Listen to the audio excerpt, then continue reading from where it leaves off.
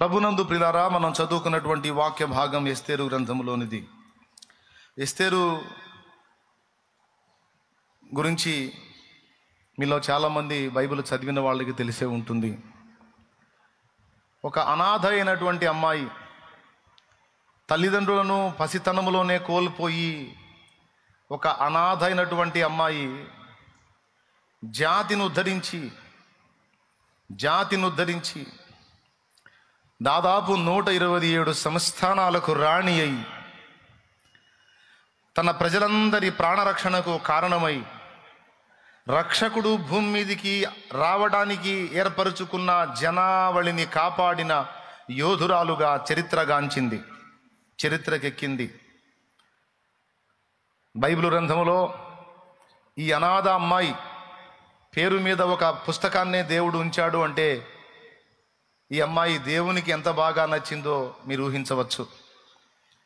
పసితనములోనే తల్లిదండ్రులను కోల్పోయినటువంటి ఈ అనాథైన అమ్మాయి వరుసకు తన పినతండ్రి కుమారుడు అన్న అవుతాడు. అన్న దగ్గర కూతురుగా పెరిగింది.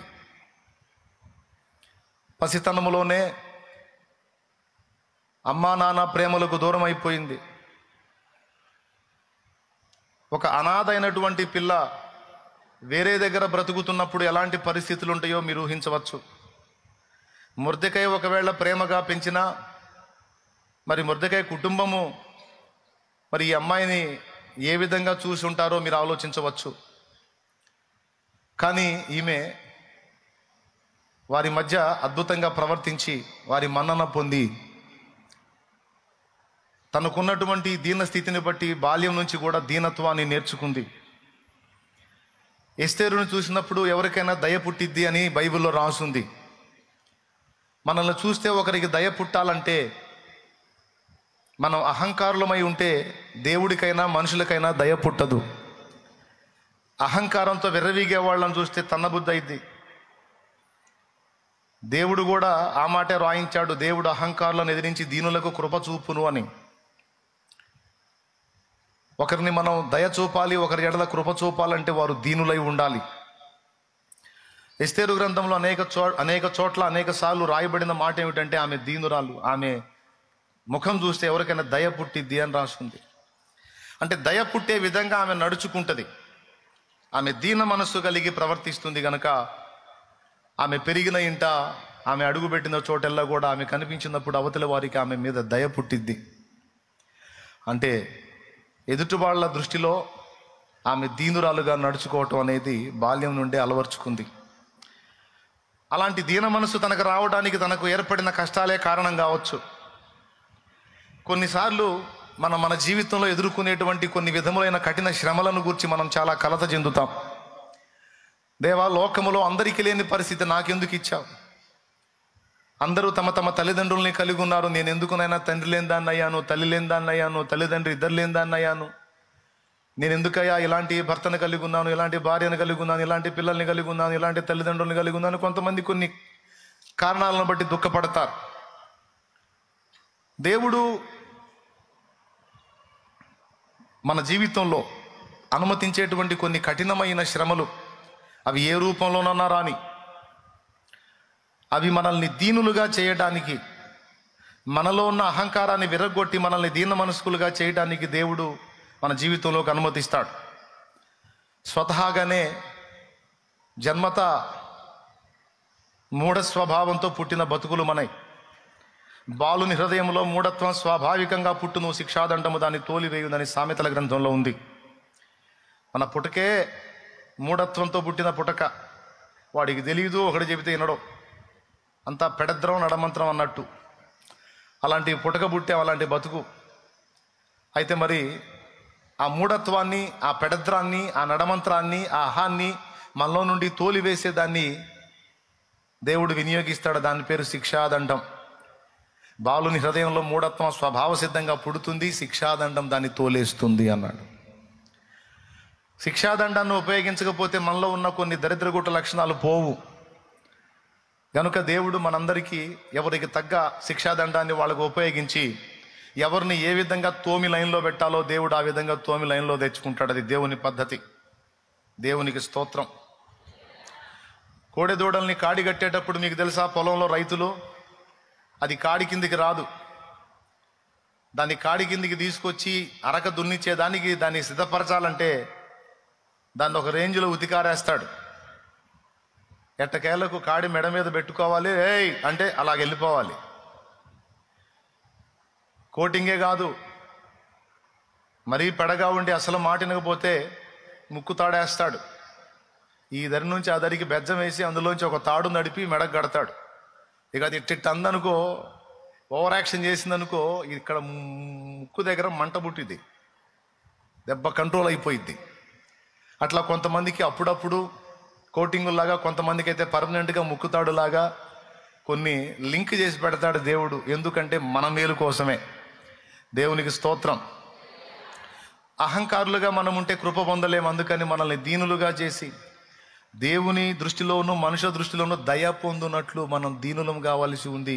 అందుకే దేవుడు దీనత్వం మనం నేర్చుకున్నట్లు కొన్నిసార్లు కొన్ని కఠినమైన పరిస్థితులు మన బ్రతుకుల్లోకి, మన బిడ్డల జీవితాల్లోకి అనుమతిస్తాడు. ఎస్తేరు జీవితం అలాంటి చేదైన అనుభవంలో ప్రారంభమైంది. అలాగే నీ జీవితంలో ఏ ఏ విధముల్లో చేదు నువ్వు అనుభవించావో ఒకటి గుర్తుపెట్టుకో, నీకు ఎదురైన చేదైన అనుభవాలన్నీ నిన్ను దీనురాలిగా, దీనుడుగా చేయడానికి దేవుడు నీ జీవితంలో అనుమతించి ఉండవచ్చు.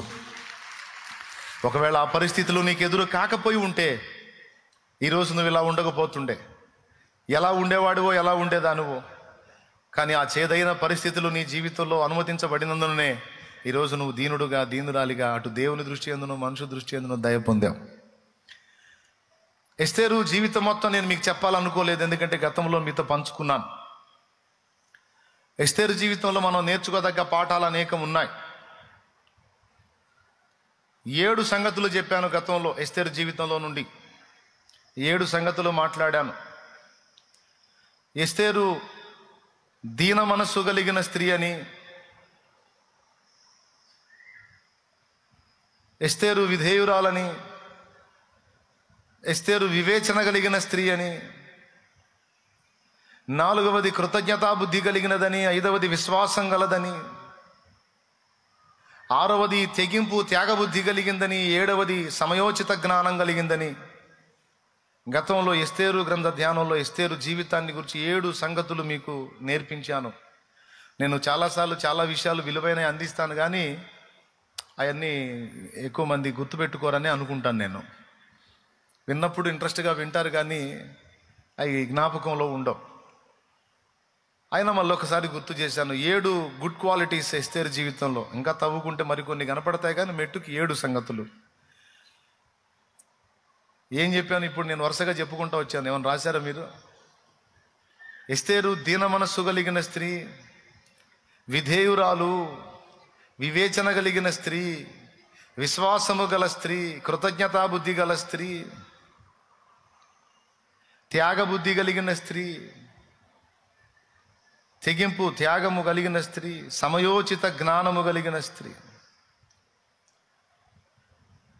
అయితే ఇప్పుడు ఈ 7 సంగతులు నేను మీకు చెప్పాలనుకోవట్లా. ఆ 7 మీకు మీరు వ్యక్తిగతంగా ధ్యానిస్తే మీకు కనపడతాయి. వాటిల్లో ఒక్కదాని మీద మీ దృష్టి తీసుకురావడానికి ఆలోచిస్తున్నాను. అదేమిటంటే వివేచన కలిగిన స్త్రీ అని. ఎస్తేరు మొర్దెకై చెప్పాడు, రాజుగారు మొదటి భార్య వదిలేశాడమ్మా. ఆయన సామంత రాజుల్ని పిలుచుకొని విందు చేసుకొని తన భార్యయగు వష్టిని, అందాల రాశి అయిన వష్టిని వాళ్ళందరికీ చూపించాలని రమ్మంటే ఆమె రాను పొమ్మంది. అందుకని రాజుకు మండింది. ఫలితంగా రాజు ఆమెను వదిలేశాడు. నేను పిలిస్తే రానప్పుడు, నేను చెబితే విననప్పుడు నాకెందుకేమా? కాబట్టి నేను ఆమెను విసర్జిస్తున్నాను. ఎందుకంటే నా భార్య నా మాట వినలేదంటే రాజ్యంలో ఏ స్త్రీ కూడా తన భర్తకు లోబడదు. కాబట్టి నా భార్య నాకు విధేయురాలు అయితే కదా రాజ్యంలో అందరి భార్య అందరికీ విధేయులయ్యేది. కాబట్టి నాకు విధేయత చూపనటువంటి భార్య నాకొద్దు అని ఆమెను విసర్జించి వేరొక స్త్రీని చేసుకోవటానికి ఇష్టపడుతున్నాడు. చాలామంది రాజకుమార్తెలు పోటీ పడుతున్నారు. ఎందుకంటే దాదాపు 127 సంస్థానాలకు రాజు ఆయన, అంటే ఒక రకంగా చెప్పాలంటే చక్రవర్తి. అప్పుడున్నటువంటి అగ్రరాజ్యము బబులోను సామ్రాజ్యం అయితే, మాదీయ పారసీక రాజ్యం అయితే అందులో ఒక రాజు ఇతను,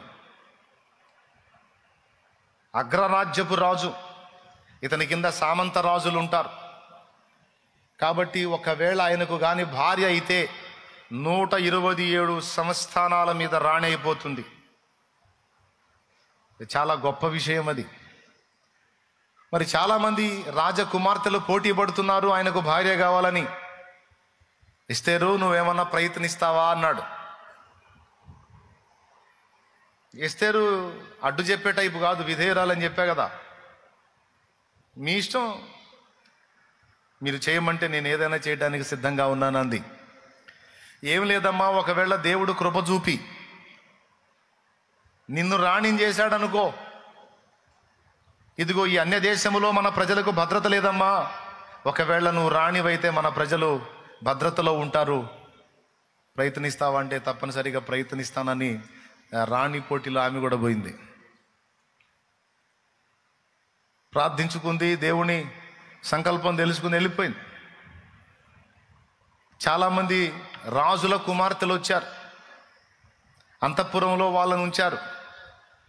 రాజు నియమించినంత సమయం వాళ్ళు ఉండి అక్కడ రెడీ అయ్యి, రాజు రమ్మన్నప్పుడు వాళ్ళు ఒక్కొక్కళ్ళు వచ్చి రాజు ముందు కనపడాలి. ఈరోజు ఒకరి వంతు, రేపు ఒకరి వంతు, ఎల్లుండి ఒకరి వంతు, అట్లా రాజు దగ్గరికి వెళ్ళాలి వీళ్ళు రెడీ అయ్యి. రాజు ఎవళ్ళని చూపిస్తాడో ఆమెయే రాణి అవుతుంది. ఇక అందరూ ఎవరికి కేటాయించిన గదుల్లో వాళ్ళు ఉంటా ఉన్నారు. వాళ్ళకి సపరిచర్యలు జరుగుతున్నాయి. అంటే ఆ అందాన్ని ఇనుమడింపజేయడానికి అవసరమైనటువంటి ఏర్పాట్లన్నీ జరుగుతున్నాయి అందులో. ఎస్తేరు వెళ్ళింది, మిగిలిన వాళ్ళు ఏమో సాగించుకుంటున్నారు, పెత్తనాలు చేస్తున్నారు. మరి రాజకుమార్తెలు కదా, వాళ్ళు ఫ్యామిలీ బ్యాక్గ్రౌండ్ కలిగిన వాళ్ళు, వాళ్ళు సాగించుకుంటున్నారు. కానీ ఎస్తేరు అలా కాదు. ఆమె వారి ఎదుట, అక్కడ ఉన్నటువంటి అంతఃపుర వాసుల ఎదుట దీనంగా ప్రవర్తించింది. ఆమె ఒక రాణిలాగా బిల్డప్ ఇవ్వకుండా అక్కడ పని వాళ్లతో కలిసి వాళ్ళకే అవసరమైతే ఉపచర్య చేసేటువంటి స్థితిలో దీనంగా ప్రవర్తించింది. అమ్మా, నువ్వు రాణి పోటీకి వచ్చావు, నువ్వెందుకురా మాకు ఎదురు పని చేస్తావు? మిగిలిన వాళ్ళు చూడమ్మా, వాళ్ళ సౌందర్యాన్ని ఇనుమడింపజేసుకోవడానికి ఎన్ని పాటలు పడుతున్నారు, నువ్వేంద్రా పిచ్చిదానిలాగా అంటే, ఏముందిలే దేవుని దయ అన్నా, ఏముందిలే అన్నా, ఇదిగో ఇది తినన్నా, ఇది తాగన్నా, నువ్వు కష్టపడుతున్నావు, ఇలా చేసుకోనా, అలా చేయక్క అని చెప్పని వాళ్ళకి ఉపచారం చేస్తూ వాళ్ళ మనస్సును ఆకర్షించింది. ఎదుటి వాళ్ళ హృదయాన్ని గెలవాలంటే మనం తగ్గించుకొని ఉపచారం చేసే బుద్ధి మన దగ్గర ఉండాలి. సాగించుకోవటం దేవుంది, పెత్తనాలు చేయటం దేవుంది, అదే గొప్ప విషయం కాదు. తగ్గించుకొని పని చేసినప్పుడు మనం ఆకర్షణీయంగా మారిపోతాం. ఉపయోగపడే మాటలు ఇందులో వేస్ట్ ఏముండదు, తీసుకోండి, బాగుపడతారు. స్తోత్రం చెప్పండి. ఏ విధంగా ఆకర్షించిందో దేవుడి కృప మొట్టమొదట, రెండవది ఆమె ప్రవర్తన. దేవుడు అందరూ ఆమెకు దయ చూపేటట్టు దేవుడు ఆశీర్వదించాడని మనం అనుకుంటాం, వాస్తవమే. అయితే ఇతరులు దయ చూపేటట్టు దేవుడు ఆమెను ఆశీర్వదించడం అంటే ఏంటో తెలుసా? ఆమెకు దీన మనసు దయచేయటమే. ఆమెకు దీన మనసు ఇచ్చినప్పుడు, ఆ దీన మనసు కలిగి ఆమె వాళ్ళ ఎదుట ప్రవర్తించినప్పుడు వాళ్ళకి ఆకర్షణీయంగా మారిపోయింది. అంతఃపురం అంతా ఎస్తేరుని కూర్చున్న టాపిక్కే. చాలామంది ఆడపిల్లలు వచ్చారు రాణి పోటీకి. కానీ ఆ తిక్కలమ్మాయి, అమ్మాయి ఎస్తేరు ఉంది చూడు, అరే భలే పిల్ల, ఎంత ప్రేమగా పలకరిస్తుందో. అరే రాణి పోటీలో ఉన్న అమ్మాయిలాగే ఉండదు, ఎంత ప్రేమగా పలకరిస్తుందో. అన్నా తిన్నావా అంటది, అక్క తిన్నావా అంటది, ఇదిగో నాకు ఆహారం ఇచ్చారు, ఇదిగో తింటావా, నాకు శ్రేష్టమైన ఆహారం పెట్టారు, నువ్వు తినొచ్చు కదా అని మనకు పెట్టబోయిద్ది. మనం పని చేస్తుంటే మనకి ఎదురొచ్చి పని చేయబోయిద్ది. అసలు ఎంత మంచి బుద్ధి కలిగిందో. ఇంతమంది గుంపు వచ్చారు కానీ అలాంటి ఆడపిల్ల లేదు. అంత సత్ప్రవర్తన కలిగిన అమ్మాయి. ఎందుకో అన్న ఆ అమ్మాయిని చూస్తే నాకు దయ కలుగుతుంది అంటే, పిచ్చోడా నీకే కాదురా, నాకు కూడా. ఆ పిల్లని చూస్తే ఆ ముఖమే చాలా దీనంగా ఉంటుందిరా నాయన. అమ్మాయిని చూస్తే ఏందో తెలియని మమత. ఆ పిల్ల కూడా అంతే ప్రవర్తించిద్దిరా, మనల్ని బయట వాళ్ళలాగా చూడదు, సొంత వాళ్ళలాగా చూస్తుంది అని. ఆ విధంగా అంతఃపురంలో ఆమె ఉన్న దినములన్నిట కూడా వివేచన కలిగి దీన మనసుతో నడుచుకున్నందున అందరి హృదయాలు గెలవగలిగింది. వాక్యం చెప్పింది, ఆమెను చూసిన వారందరికీ ఆమె యందు దయ పుట్టెను అని. విర్రవీగటం ఏముందండి, అది గొప్ప విషయం కాదండి. దీన మనసు కలిగి నడుచుకోవటంలోనే దేవునికి మానవులకు సంతోషం ఉందండి. ఇదొక పాఠం. సరే, అందరూ వాళ్ళు టైం వచ్చినప్పుడు వాళ్ళు కోరినటువంటి రీతిలో అలంకరణ చేయించుకున్నారు. రాజు దగ్గరికి వెళ్ళారు. రాజు చూసి పో అన్నాడు, అంతే పోయింది. వచ్చిన వాళ్ళు వచ్చినట్టు అంతా వెళ్ళిపోయారు. రోజుకు ఒక ఆమె రెడీ అవుతుంది, పోతుంది. రాజు ఆ వాకిట్లను చూసి, పో తల్లి నీ అవతారం నువ్వు దగలయ్యప్పు అని చెప్పని పంపిస్తా ఉన్నాడు, పోతుంది. ఎందుకంటే పోయిన వాళ్ళందరూ కూడా వాళ్ళని వాళ్ళు రెడీ చేసుకునేటప్పుడు వాళ్ళ దృష్టికి వాళ్ళు అందంగా తయారవుతున్నారు, కానీ రాజు దృష్టికి నేను అంగీకరించబడతానా అన్న ఆలోచన ఒక్కరితే కూడా చేయలా.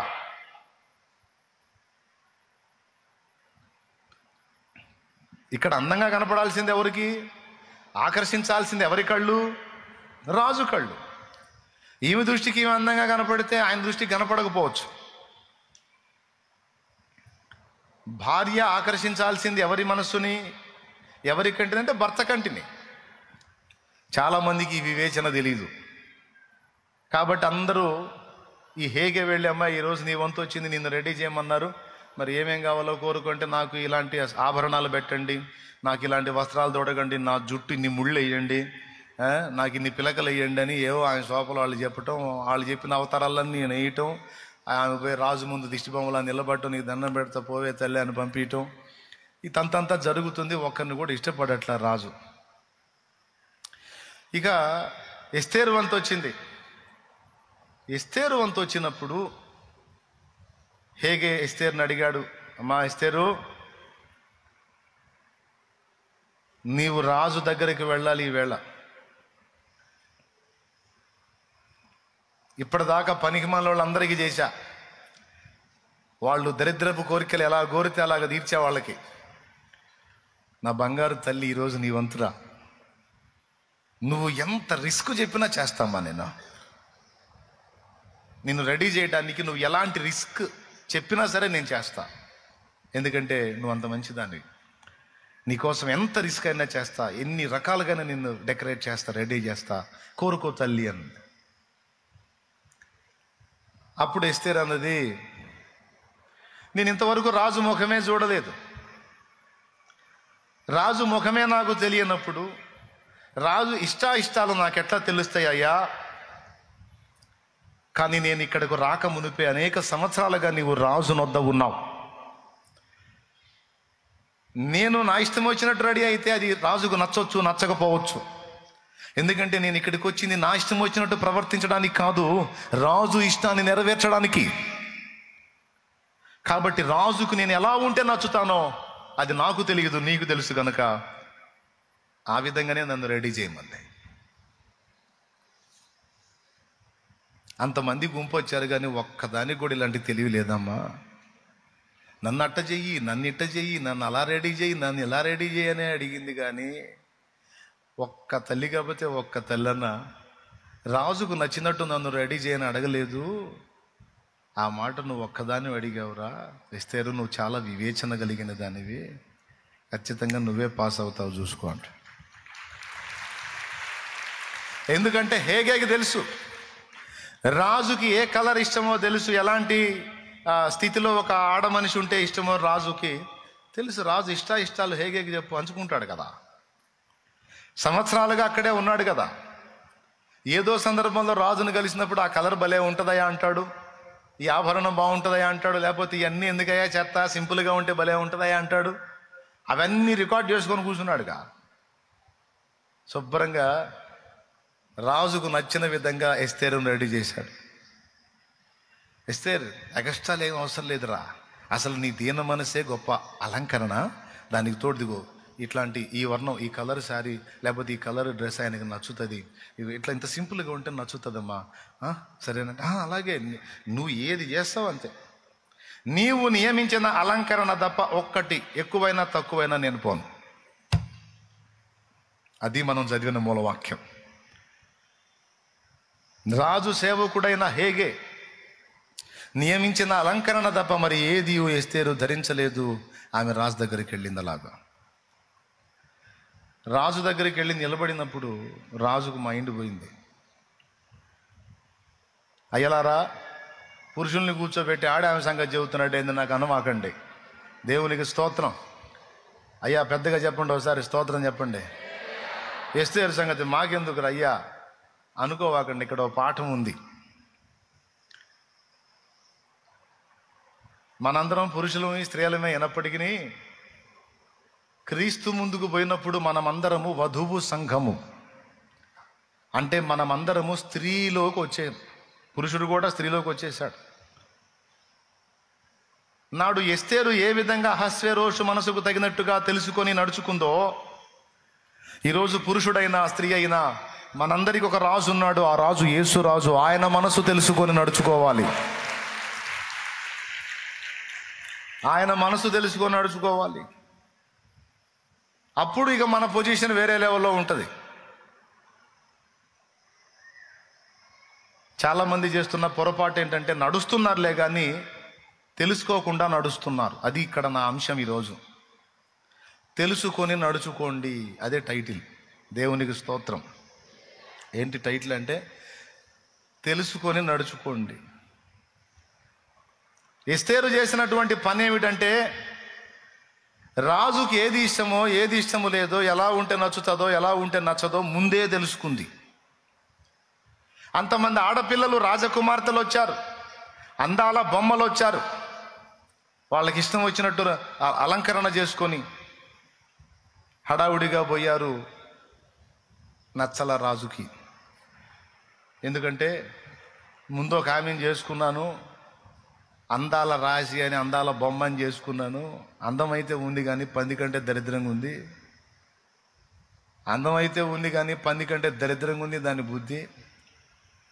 127 సంస్థానాలకు నేను రాజుని, చక్రవర్తిని నేను పిలిస్తే రాలేదు. నా భార్య అయి ఉండే.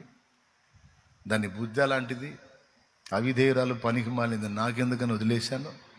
ఇంతమంది వచ్చారు, ఒక్కతన్న నా మనసు తెలుసుకొని రాలేదు. దాదాపు సంవత్సర కాలం పాటు రెడీ అయ్యారు. మళ్ళీ వీళ్ళ అవతారాలు తగలయ్యా. దేవునికి స్తోత్రం. హల్లెలూయా. అనవసరంగా డబ్బులన్నీ దండగా. ఒక్క మనిషి అన్నా నా ఇష్టం ఏంటి, నా అభిరుచి ఏంటి, నాకేది నచ్చిద్ది, నాకేది నచ్చదని ఒక్కదన్నా తెలుసుకొని రాలేదు అని పాప రాజు దిగులేసుకుంటే ఎస్తేరు కనపడింది.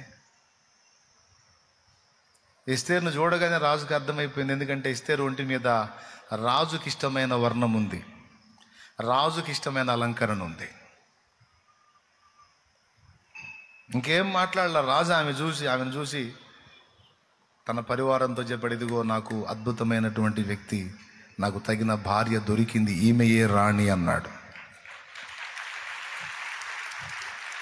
ఎందుకని ఆమెను ఎంపిక చేశాడు? 2 కారణాలు. ఒకటి, రాజుకు ఆమె యందు దయ పుట్టింది అని గ్రంథం చెప్తుంది. రెండవది, అంతకంటే ముఖ్యమైనది, ఫస్ట్ది దేవుని కృప, రెండవది రాజుకు దయ పుట్టింది. మూడవది ఏంటంటే నాతో జీవితాన్ని పంచుకునే మనిషి నన్ను ఎరిగిందై ఉండాలి, నా ఇష్టాలు రుచులు అభిరుచులు తెలిసిందై ఉండాలి అని రాజు ఆశించినట్టే ఎస్తేరు కనపడింది. అర్థమైపోయింది.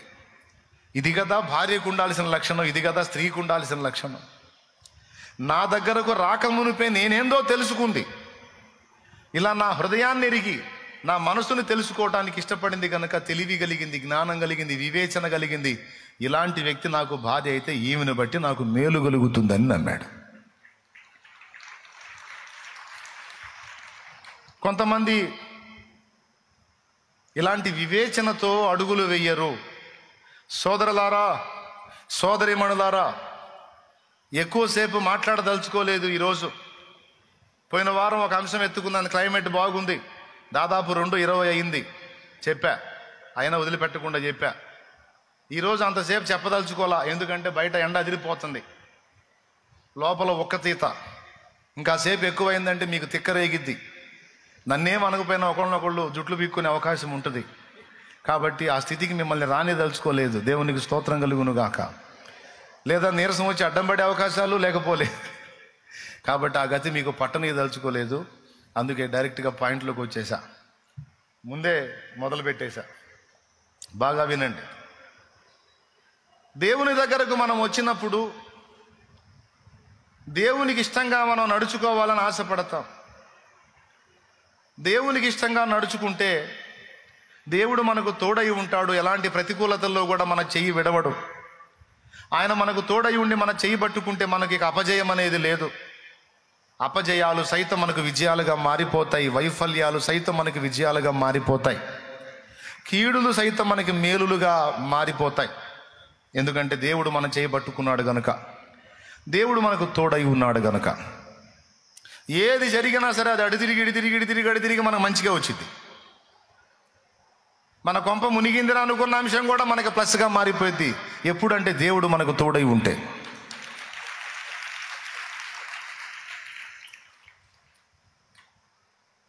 ఎందుకంటే బైబిల్లో భక్తుల జీవితాలు మనకు తెలుసు.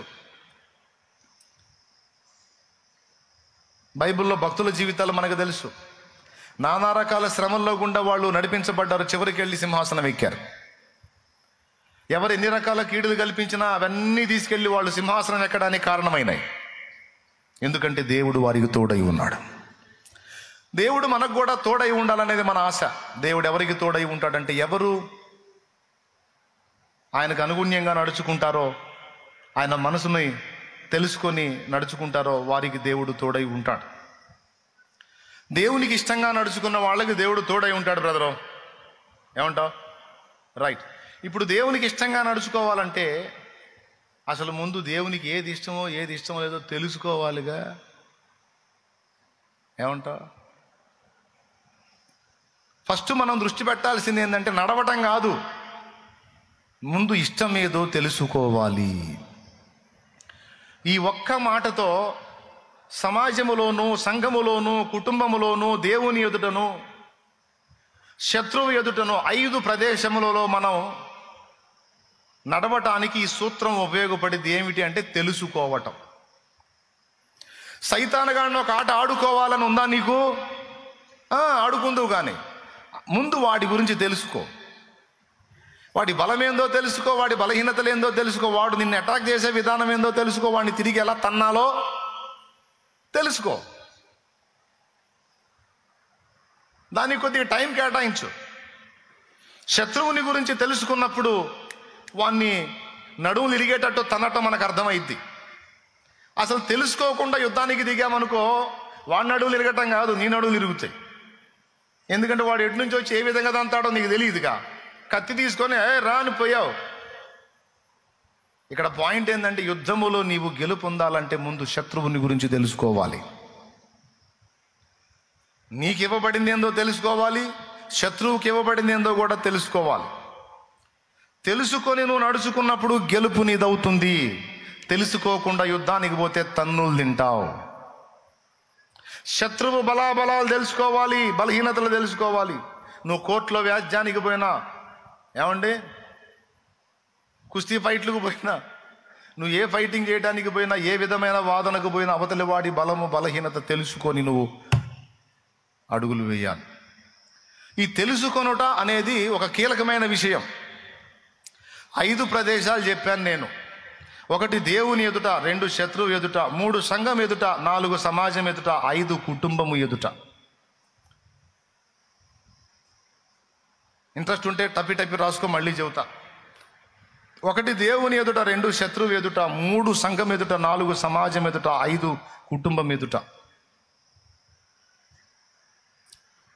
5 ప్రదేశాల గురించి నేను మాట్లాడాను, 5 వ్యక్తుల గురించి నేను మాట్లాడాను. 1 దేవుడు, 2 శత్రువు, 3 సంఘము అంటే మనం, 4 సమాజం అంటే బయట ఉన్న ప్రజలు, 5 కుటుంబం అంటే మన ఫ్యామిలీ మెంబర్స్ అండ్ రిలేషన్, బంధుమిత్రులు.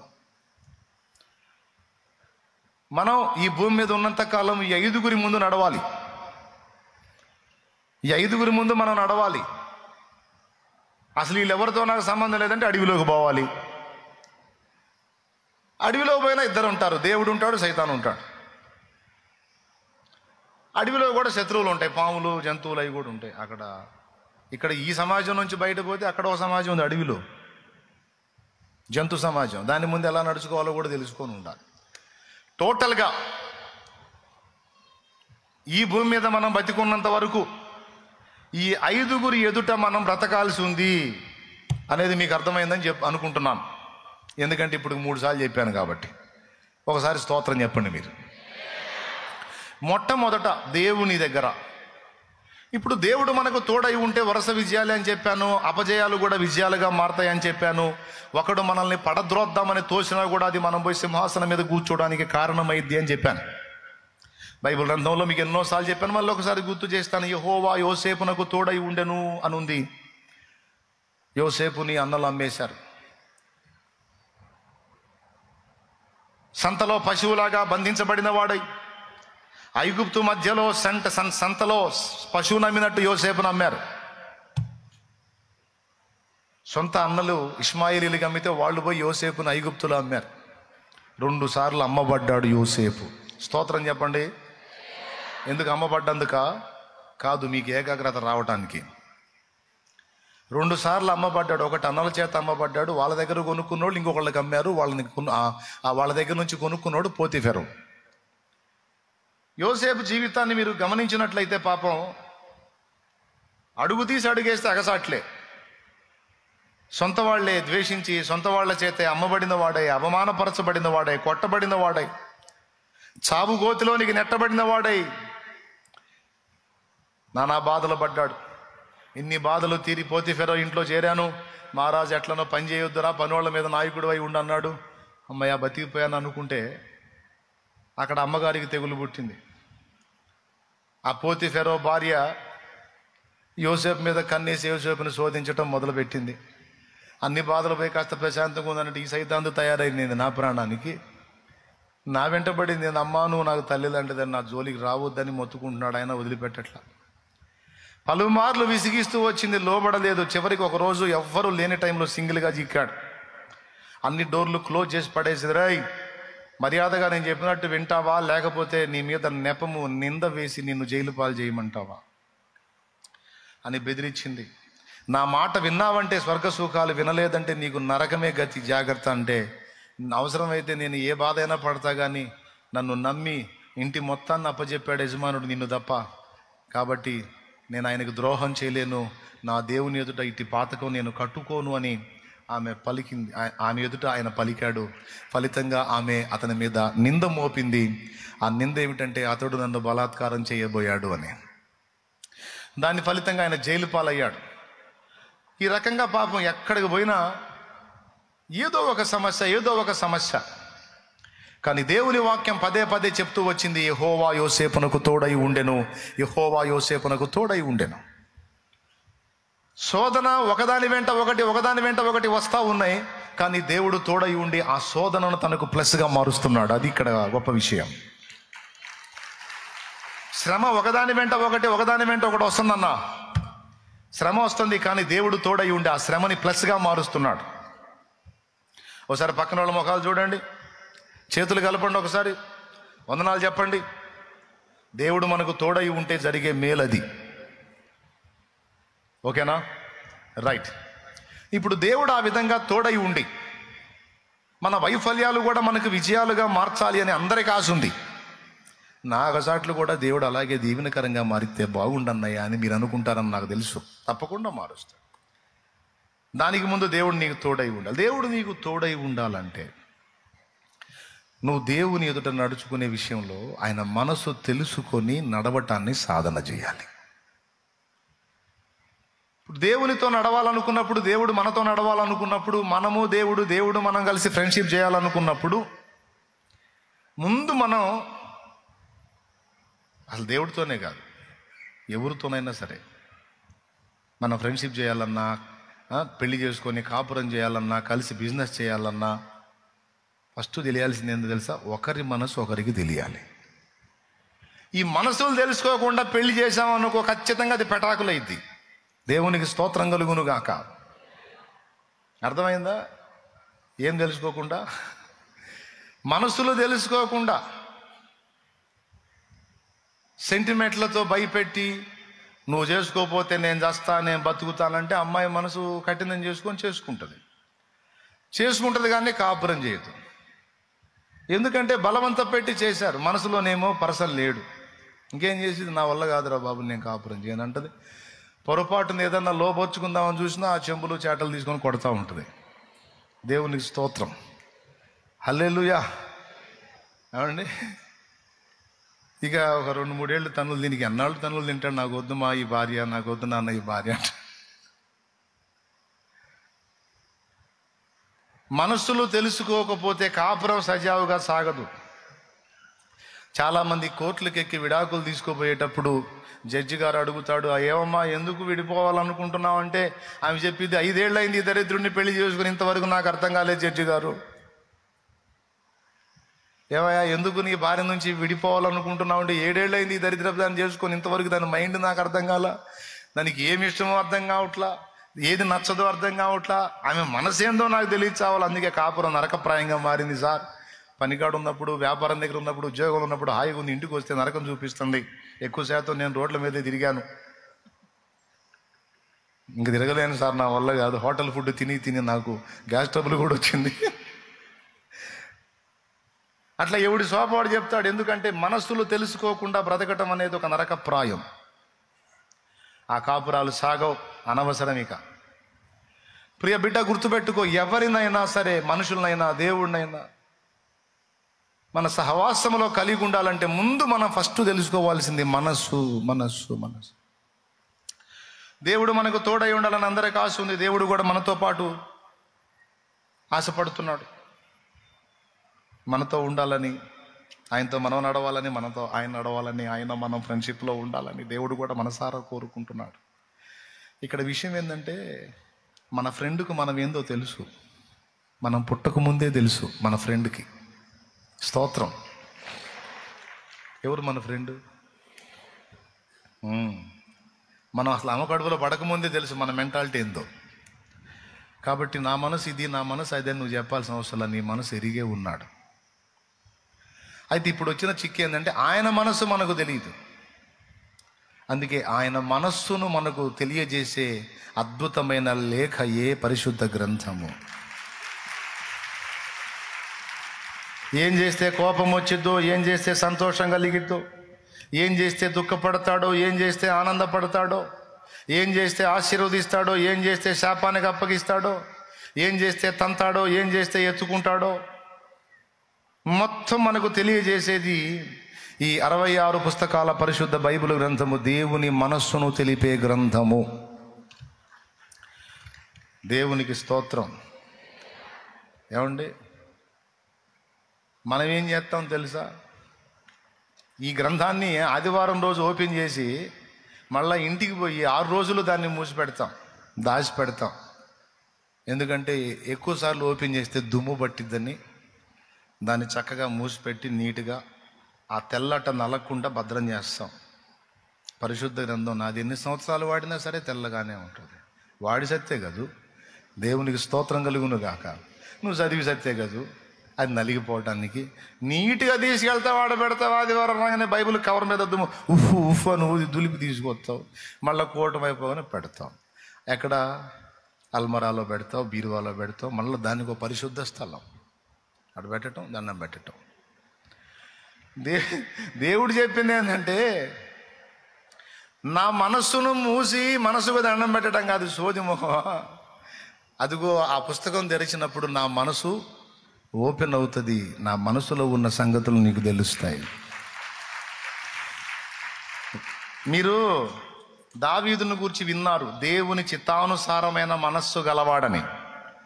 దేవుని చిత్తానుసారమైన మనసు దావీదుకి ఎలా వచ్చిందో తెలుసా? దావీదు యెహోవా ధర్మశాస్త్రమునందు ఆనందించుచు దీవారాత్రము దాన్ని ధ్యానించేవాడు. 119వ కీర్తనలో ఒక మాట అన్నాడు. చాలా మాటలు అన్నాడులే కానీ మనకు ఒక మాట అవసరం ఇప్పుడు. నీ ధర్మశాస్త్రమును బట్టి దినమునకు 7 మార్లు నేను నిన్ను స్తుతించుచున్నానన్నాడు. 119వ కీర్తన 164గా చూసుకో. 119వ కీర్తన 164. నీ న్యాయమును బట్టి దినమునకు 7 మార్లు నేను నిన్ను స్తుతించుచున్నాను. న్యాయము నీ ధర్మశాస్త్రం.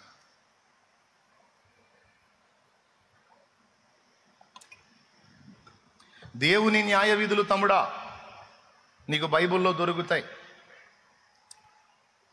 ఏది న్యాయమో ఏది అన్యాయమో దేవుడు చెప్తాడు నీకు. ఎవరితో ఎలా మెలగాలో చెప్తాడు. రాజు ఎలా పరిపాలన చేయాలో బైబిల్లో ఉంది. యజమానుడు దాసులతో ఎలా నడవాలో బైబిల్లో ఉంది. దాసుడు యజమానుల దగ్గర ఎలా నడుచుకోవాలో బైబిల్లో ఉంది. భర్త భార్యతో ఎలా మెలగాలో, భార్య భర్తతో ఎలా మెలగాలో బైబిల్లో ఉంది. పిల్లలు తల్లిదండ్రులతో ఎలా మెలగాలో, తల్లిదండ్రులు పిల్లలతో ఎలా మెలగాలో బైబిల్లో ఉంది. కొన్ని రోగాలకి ఔషధాలు బైబిల్లో ఉన్నాయి. మన శత్రువుని గురించి బైబిల్లో ఉంది. మన భూమి మీద జీవితం అలాగే చచ్చిన తర్వాత నిత్య జీవం రెండిటికి సంబంధించిన మ్యాటర్ బైబిల్లో ఉంది. వీటన్నిటితో పాటు అత్యద్భుతంగా దేవుని మనస్సు మొత్తము అనేక కోణాలలో పరిశుద్ధ బైబిల్ గ్రంథంలో పొందుపరచబడి ఉంది.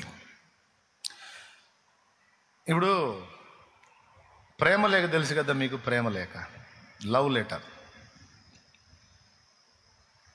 లవ్ లెటర్, ప్రేమలేఖ యవనస్తులందరూ కూడా ఒకళ్ళకొకళ్ళు రాసుకుంటూ ఉంటారు ప్రేమలేఖ. ఈ ప్రేమలేఖ వచ్చిందంటే ఎగబడతారు. ఎందుకంటే వాడి మనసు ఏందో తెలిసింది అందులో, ఆ లేఖలో. వాడి హృదయంలో ఉన్నదంతా అందులో మ్యాటర్ పెడతాడు, రాస్తాడన్నమాట. ఇప్పుడు లేఖలు రాసుకునే రోజులు పోయిన ఇప్పుడు చాటింగులు చేసుకుంటున్నారు. అందరికీ సెల్ ఫోన్లు అందుబాటులోకి వచ్చినాయి కాబట్టి ప్రైవేట్ అకౌంట్లు పెట్టుకొని ముసుగులో ఎవరికి తెలియకుండా ఇన్స్టాగ్రామ్లో ప్రైవేట్ అకౌంట్లు ఉంటాయి, ఫేస్బుక్లో ప్రైవేట్ అకౌంట్లు ఉంటాయి. ఈరోజు పెద్ద పెద్ద ముసలాళ్ళని బురిడి కొట్టడం, తల్లిదండ్రులని బురిడి కొట్టడం పెద్ద సమస్య కాదు. తోటి యవనస్తులను కూడా బురిడి కొట్టించవచ్చు. ప్రైవేట్ అకౌంట్లు పెట్టుకొని స్పెషల్గా అందులో చాటింగులు చేసుకొని ఏమీ ఎరగని పరిశుద్ధుల్లాగా నడుచుకునేటువంటి పరిస్థితి ఉంది. అందుకే దేవుని మహాకృపను బట్టి ఆ దరిద్రం జోలికి నేను బోదలుచుకోలేదు, ఇంతవరకు పోలేదు, పోను కూడా. దేవునికి స్తోత్రం. నాకు ఫోన్పే చేయటం కూడా తెలియదు. ఎందుకంటే తెలుసుకోదలుచుకోలేదు. అర్థమైందా? గూగుల్ పే చేయటం కూడా తెలియదు. దాదాపు సెల్ ఫోన్లో ఉన్న అనేక విషయాలు నేను తెలుసుకోదలుచుకోలేదు. కొన్ని బ్రీఫ్గా కొన్ని విషయాలు మాత్రం తెలుసుకొని పక్కన పెట్టాను. నేను చూసి తెలుసుకుంది, సబ్జెక్ట్ తెలుసుకోదని పక్కన పెట్టేశాను. దానిలో ఎలాంటి సౌకర్యాలు ఉన్నాయి, బాగుపడటానికి ఎలాంటి సౌకర్యాలు ఉన్నాయి, సర్వనాశనం కావటానికి ఎలాంటి సౌకర్యాలు ఉన్నాయి అనేది తెలుసుకొని దాన్ని పక్కన పెట్టాను. అర్థమైందా? కొంతమంది నాశనం అయిపోవటానికి వాడుకుంటున్నారు. కూలుగా వాళ్ళే నాశనం చేసుకొని చివరికి నరకానికి పోయేటట్టు తయారవుతున్నారు. కొంతమంది అదే సెల్ ఫోన్ ఉపయోగించుకొని దైవికంగా దేవుణ్ణి కనెక్ట్ అయి బాగుపడుతున్నారు.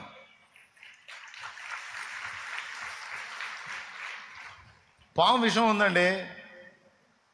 ఒక కొలమానంలో ఒక పద్ధతిగా దాన్ని కానీ వాడే పని అయితే చచ్చేవాడికి బ్రతికిచ్చిద్ది అది. కింగ్ కోబ్రా పాయిజన్ మీకు తెలుసా మెడిసిన్ అని?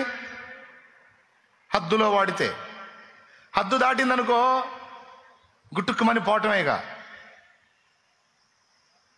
కత్తి కూడా ఉంది. కత్తిని ఉపయోగించి సర్జరీలు చేసి డాక్టర్ ప్రాణాలు కాపాడతాడు. అదే కత్తిని ఉపయోగించి ఒకడు మనిషిని గొంతుకు వస్తాడు. అదే కత్తిని ఉపయోగించి మన ఇంట్లో కూరగాయలు వస్తారు. నీ ఇష్టం. సెల్ ఫోన్ కూడా ఈరోజు అలాగే ఉంది. అందులో వాళ్ళ అభిప్రాయాలు, ఆలోచనలన్నీ పంచుకుంటూ ఉంటారు. సరే, మీరు ఎలా వాడుకుంటున్నారో, మీరు నాశనానికి వాడుకుంటున్నారో, బాగుపడటానికి వాడుకుంటున్నారో, తెలిసి వాడుకుంటున్నారో, తెలుసుకోక వాడుకుంటున్నారో చూసుకోండి. లేకపోతే రేపు భవిష్యత్తులో ఇబ్బంది పడతారు. అందరికి అర్థమైందా?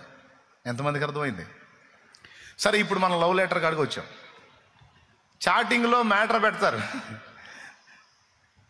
నిన్ను చూడక ఉండలేననే మాటలు విన్నావా, నీవు లేకపోతే బ్రతుకలేననే రాతలు చదివావా, నీవు లేకపోతే ఉండలేననే మాటలు విన్నావా, నీవు లేకపోతే బ్రతుకలేననే రాతలు చదివావా, ప్రేమ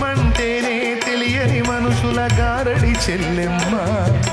ప్రేమ పేరుతో మోసపోతే అది ఆరడి బ్రతుకమ్మ. ప్రేమంటేనే తెలియని మనుషుల గారడి చెల్లెమ్మ. ప్రేమ పేరుతో మోసపోతే అది ఆరడి బ్రతుకమ్మ. గుండెల్లో గుచ్చి మంటల్లో కాల్చే మాయే ప్రేమమ్మ. యవ్వన కాలపు కామపు చేష్టలు ప్రేమను కోకమ్మ. కళ్ళ ఎరుగని తెల్ల పౌరమపై పైకెగిరావా. కఠినమైన ఈ లోకపు పోకడ కానక ఉన్నావా. స్తోత్రం. ఏమండి అది చూడండి, ఈ ప్రపంచంలో నీ ప్రపంచంలో నిన్ను ప్రేమించే వాళ్ళు చాలామంది ఉండవచ్చు, కానీ ఈ ప్రపంచంలో నేను ప్రేమించేది మాత్రం నిన్నే. అబ్బో ఇక మామూలుగా ఉండడం. ఓకే, నీ పాస్ట్లో ఎవరున్నారో నాకు అనవసరం, కానీ నా పాస్ట్, ప్రజెంటు, ఫ్యూచర్ మాత్రం నువ్వే. నా కోసం నువ్వు రావాలి అని నేను కోను. నన్ను కావాలనుకొని నువ్వు వస్తే నిన్ను వదులుకోను. అరే అరే ఇక గింగరాలు తిరిగిపోవటమే కదా. ఇక అన్ని నవరంధ్రములు గిరగిర తిరిగిపోయి ఆహా మహాకవి ఏమండి అయిపోతారు అలాగా. అట్లుంటాయి. ఇప్పుడు ఆ మాటలు విన్నప్పుడు వాని మనసు అసలు ఈమె విషయంలో ఎలా ఉందో, లేదా వాని విషయంలో ఆమె మనసు ఎలా ఉందో తెలుసుకునేది ఈ లేఖ. ఆ లేఖ కోసం తపన పడతారు. పాపం స్టార్టింగ్లో అంతే ఉంటుంది, తర్వాత లేఖ అయిపోయిద్ది, కేక స్టార్ట్ అయిద్ది. స్తోత్రం. ఓకేనా, అన్ని విధాల కేకలు స్టార్ట్ అవుతాయి. సరే, ఇప్పుడు నేను చెబుతుంది ఏంటంటే, అలాంటి లవ్ లెటర్లు బుక్ అయిపోయి జీవితాలు సర్వనాశనం అయిపోయి ఆత్మహత్యలు చేసుకొని వచ్చిన వాళ్ళు చాలామంది ఉన్నారులే. అట్లాంటి మాయ మాటలు నమ్మి కొంతమంది ఆడవాళ్ళు బుక్ అయ్యారు, కొంతమంది మగవాళ్ళు బుక్ అయ్యారు. కొంతమంది ఆడవాళ్ళ చేతుల్లో మగవాళ్ళు తెచ్చారు, కొంతమంది మగవాళ్ళ చేతుల్లో ఆడవాళ్ళు తెచ్చారు. అది దాదాపు ఈక్వల్గా నడుస్తుంది పబ్లిక్ చూస్తే. ఓకే, ఈ లేఖలన్నీ అంతా ఏంటంటే ఇందాక అన్న పాడినట్టు యవ్వన కాలపు కామపు చేష్టలు. ఒక ఏజ్ వచ్చేటప్పుడు కొన్ని విధములైన హార్మోన్స్ మన బాడీలో రిలీజ్ అవుతాయి. వాటి ప్రభావం వల్ల కొన్ని రకాల పైత్యరసాలు మనలో మేలుకుంటాయి. దాన్ని బట్టి కొన్ని వ్యామోహాలు మనలో ఉత్పత్తి అవుతాయి. అవి కొన్ని కోరుకుంటాయి. కొంతమంది వాటిని కంట్రోల్లో పెట్టుకుంటారు, అటు దేవునికి కనెక్ట్ అయ్యి వాటిని అణుచుకుంటారు. కొంతమంది అణుచుకోలేక రోడ్డును పడతారు, వాళ్ళ బతికే బజారు పాలైద్ది. కంట్రోల్లో పెట్టుకున్న వాళ్ళు కుటుంబానికి సమాజానికి మాదిరిగా దీవెనగా ఉంటారు, వాళ్ళ బతుకులు ఆశీర్వాదకరంగా ఉంటాయి. అయితే ఇప్పుడు నేను ఆ లవ్వుల సంగతి చెప్పట్లా. అవన్నీ లవ్వులు కాదు, చెవులో పువ్వులు. ఎందుకంటే ఇక్కడ నీతిమంతుడు లేడు, ఒక్కడు లేడు, ఏ భేదము లేదు, అందరూ పాపం చేసి. కాబట్టి నీకు ఒట్లు పెట్టేవాడు కూడా నీతిమంతుడు కాదు, నీకు మాట ఇచ్చేది కూడా నీతిమంతురాలు కాదు. ఎందుకంటే వాళ్ళు నిజంగా నీతిమంతులు అయితే బైబిల్ అబద్ధం అయిపోయింది. కాబట్టి పిచ్చోడా బుక్ అవ్వకరా, పిచ్చిదానా బుక్ అవ్వకో, బలైపోతావు. ఇప్పుడు నేను చెప్పినా నీకు ఎక్కదో. ఆయన అంతే అంటాడులే, ఆ అబ్బాయి గురించి ఆయనకి ఏం తెలుసు, నీ పళ్ళు రాలినప్పుడు తెలిసింది నీకు. ఆయన అంతే చెబుతాడులే, ఆ అమ్మాయి నేనంటే ప్రాణం, ఒరే నీ ప్రాణం తీసిద్ది. ఎందుకు వచ్చినా కూడా వద్దురా బాబు, వద్దు, వదిలే. దేవునికి కనెక్ట్ అవు. ఒక రోడ్ వచ్చాడు నాకు తెలిసినోడు, ఒక అమ్మాయిని ఇష్టపడి ఆ అమ్మాయిని తనకు దేవుడు ఇవ్వాలని ప్రార్థన చేసుకుందామని వచ్చాడు. చివరికి యేసయ్య ప్రేమ తెలుసుకున్నాడు, అమ్మాయిని వదిలేశాడు, యేసయ్యని పట్టుకున్నాడు. వాడు లవ్ సక్సెస్ కావాలని వచ్చాడు చర్చికి. యేసు ప్రభు దగ్గరికి పోతే ప్రార్థన చేస్తే జవాబు వచ్చిద్దిరా అని ఎవడో చెప్పాడు. వాడు ఎవడో ముదురు. ఎందుకంటే యేసయ్య ప్రేమ అన్ని ప్రేమల కంటే బలమైంది. అది సరిగ్గా ఒకడిని కనెక్ట్ చేసిందంటే వాడికి దేన్నైనా వదిలిపెట్టగలుగుతాడు. అది తెలిసిన వాడి నువ్వు యేసయ్య దగ్గరికి పోరా, నీ ప్రేమ సక్సెస్ అయింది. వాడు వచ్చాడు ప్రార్థన చేసుకోవడానికి, చిన్నగా వాక్యం చదవటం మొదలు పెట్టాడు. అందులో యేసయ్య తనని ఎంత ప్రేమించాడో అర్థమైపోయింది. ఇక ఆమె ప్రేమను వదిలిపెట్టాడు, యేసయ్య ప్రేమ కనెక్ట్ అయిపోయాడు, దేవుని కొరకు నిలబడిపోయాడు. అట్లా ఆడపిల్లలు కూడా వాళ్ళ లవ్ సక్సెస్ కావాలని వచ్చారు, దేవుని దగ్గరకు వచ్చారు, యేసయ్య ప్రేమ తెలుసుకున్నారు. ఇక లవ్ లేదు, పువ్వు లేదు, వదిలేశారు. దేవుణ్ణి కనెక్ట్ అయిపోయారు. ఇప్పుడు దేవుని బిడ్డలుగా బతుకుతున్నారు నీతిగా. ఇక్కడ గమనించాల్సిన విషయం ఏంటంటే, దేవుని మనస్సు మనకు తెలియాలి, మనం దేవునితో నడవాలి, దేవుడు మనతో ఉండాలంటే ఆ మనస్సు మొత్తాన్ని తెలిపే అద్భుతమైన ప్రేమ లేఖ పరిశుద్ధ బైబిల్ గ్రంథము. దేవా, నా మనసు నీకు తెలుసు, మరి నీ మనసు నాకు ఎలా తెలిసిద్ది అంటే, అది తెలియజేయడానికి ఇదిగో గ్రంథము నీకు ఇచ్చాను అంటున్నాడు ఆయన. తమ్ముడా, దేవుణ్ణి నువ్వు కూడా ప్రేమించి దేవుని ఆలోచన తెలుసుకొని నడవాలంటే, దేవుడు నీకు తోడయ్యాలంటే ముందు తోడై ఉండాలంటే ముందు దేవుణ్ణి తెలుసుకోవాలంటే తెలియజేసే గ్రంథము బైబిల్ గ్రంథం. కాబట్టి ముందు తెలుసుకొని నడుచుకుంటే నువ్వు రాణివవుతావు, ఎస్తేర్ రాణిలాగా. చాలామంది ఆడపిల్లలు పోయారు, తెలుసుకోకుండా పోయారు. అందుకే రాజకుమార్తెలైనా సరే ఫెయిల్ అయిపోయారు. కానీ సామాన్యుడికి బిడ్డ అయినా సరే తెలుసుకొని నడుచుకుంది గనుక గెలుచుకుంది. కాబట్టి తెలుసుకోవటం అనేది ఎంత కీలకమో చూడండి. ఏమయ్యా, దేవునితో నడవాలంటే దేవుని మనసు అది దావీదు తెలుసుకున్నాడు గనుక దేవుని చిత్తానుసారమైన మనస్సు కలిగిన వాడిని దావీదు సాక్ష్యం పొందాడు. తన బ్రతుకాలమంతా కూడా దావీదుకు దేవుడు తోడై ఉన్నాడు. తర్వాత ఇశ్రాయేలు మీద దావీదు సింహాసనాన్ని దేవుడు స్థిరపరిచాడు.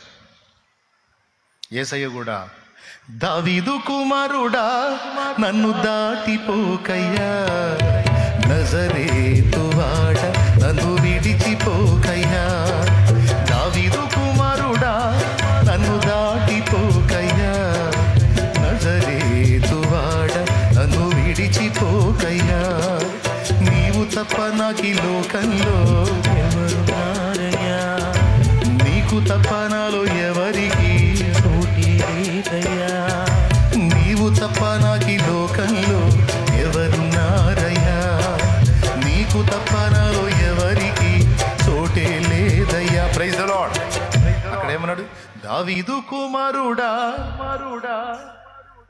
విశ్వానికే నిర్మాణకుడై ఉండి సృష్టికర్త అయి ఉండి ఆయన ఒక అల్పుడైన దావీదుకి కుమారుడు అనిపించుకోవడానికి ఇష్టపడ్డాడంటే దావీదుని ఎంత లైక్ చేశాడో చూడండి దేవుడు. అంతగా దేవుడు దావీదుకి ఎందుకు కనెక్ట్ అయ్యాడు, దావీదు దేవునికి ఎందుకు కనెక్ట్ అయ్యాడంటే మనసు తెలుసుకున్నాడు, దేవుని మనసు తెలుసుకున్నాడు. అందుకే ఎక్కడ ఏ అడుగు వేసినా సరే దేవుని మనస్సును తెలుసుకుని అడిగేశాడు. ఆఖరికి తప్పు చేసినప్పుడు కూడా దేవుని మనసు తెలిసిన వాడు గనుక దేవుని పాదాల దగ్గరికి వెళ్ళి దేవుని పాదాలు పట్టుకొని, పాపములో పుట్టాను, పాపంలోని నా తల్లి నన్ను గర్భం ధరించింది, నేను పాపిని, దేవా నువ్వు తీర్పు తీర్చేటప్పుడు నిర్మలుడు నాయన, నీ తీర్పులు సత్యములు న్యాయములు, నేను శిక్షకు పాత్రుణ్ణి, దేవా నన్ను మన్నించమని వేడుకున్నాడు. శాప భయమున నేర్చుచు దావీదు తన పాప రూపము చూచుచు, శాప భయమున నేర్చుచు దావీదు తన పాప రూపము చూచుచు, తాపముతో పశ్చాత్తాపముతో ప్రభుని, తాపముతో పశ్చాత్తాపముతో ప్రభుని ప్రాపుగోరగని క్షమాపణను దీన కరుణా పీఠము చేరరే, దేవుని కృప చరణాస్థలిని చేరరే. దేవునికి మహిమ. బిడ్డలారా, ఏ సందర్భంలో ఎలా స్పందిస్తే దేవుడు ఎలా స్పందిస్తాడో అది ఎరిగి అది నడుచుకున్నందున యోసేపైనా, దావీదైనా, యాకోబైనా, అబ్రహామైనా, నోవాయినా, పౌలైనా, పేతురైనా, యోహానైనా, యాకోబైనా, దానియేలైనా ధన్యజీవులయ్యారు. ఎస్తేరమ్మైన, రూతమ్మైన, చరిత్రకెక్కిన అకుల ప్రిస్కిల్లాలైనా ముందు తెలుసుకున్నారు, తర్వాత నడుచుకున్నారు. అందుకే సఫలీకృతులై ధన్య చరితులై చరిత్ర పుటల్లో నిలిచారు. ఈరోజు మీకు చెప్తున్న దేవుని వాక్యం ఏంటంటే, అసలు ముందు నన్ను తెలుసుకోండర్రా మీరు అంటున్నాడు దేవుడు. కాస్త మనసు పెట్టి నా మనసు తెలుసుకోండి, అప్పుడు నా ఎదుట మీరు ఎలా నడుచుకోవాలో మీకు అర్థమైద్ది. అలా మీరు నడుచుకునేటలా నేను మిమ్మల్ని విడువక ఎడబాయక నిత్యము తోడై ఉండి నడిపిస్తాను, మీ అపజయములను కూడా మీకు జయములుగా మారుస్తానని దేవుడు మాట్లాడు. తప్పా రైటా? పెద్ద అయినా తెలుసుకోవాలా లేదా? మరి నువ్వు బైబిల్ మూసేసి ఆదివారం ఉఫ్ అని చూస్తే ఏం తెలిసిద్దా నీకు? సరే వదిలేసే, కనీసం సెల్ ఫోన్లో నాకు చదువు రాదని వంక పెడతావు నాకు తెలుసు. దానికి కూడా ఇరుగుడు ఉంది. ఇప్పుడు చదువు రాకపోతే సెల్ ఫోన్లో నా బోటోడు ఒకటి చదివింది ఉంది, నువ్వు అది ఆన్ చేసుకొని పెట్టుకో. పిచ్చి పిచ్చి సోదంతా వినకపోతే, చెత్త అంతా చూడకపోతే చక్కగా బైబిల్ ఆన్ చేసుకొని పెట్టుకో. ఆన్ చేసుకొని పని చేసుకుంటా ఉండు. చదువుకున్నోడు కళ్ళు లాగేటట్టు 4 అధ్యాయాలు చదివేటప్పటికి వాడి పని అయిపోయిద్ది. వినేవాడు 20 అధ్యాయాలు విన్నా వానికి విసుకుంటుంది. ఇంకా చెప్పాలంటే చదువుకున్నోడు చదివిన దానికన్నా చదువు లేనోడు ఎక్కువసార్లు వినొచ్చు బైబిలు. ఈ అవకాశం ఉన్నా కూడా షో చేస్తే నాకు సంబంధం లేదు, కదిలితే ఒక మాట అడ్డం పెడతారు, అయ్యో నాకు చదువు రాదులేయ్యా అంటారు. మరి సెల్ ఫోన్ తెగ ఆపరేట్ చేస్తున్నావుగా, కాబట్టి ముచ్చట్లు చెప్పొద్దు. సెల్ ఫోన్ తీసుకొని అందులో చూసుకో, లేకపోతే యాప్ ఉంటే డౌన్లోడ్ చేసుకో.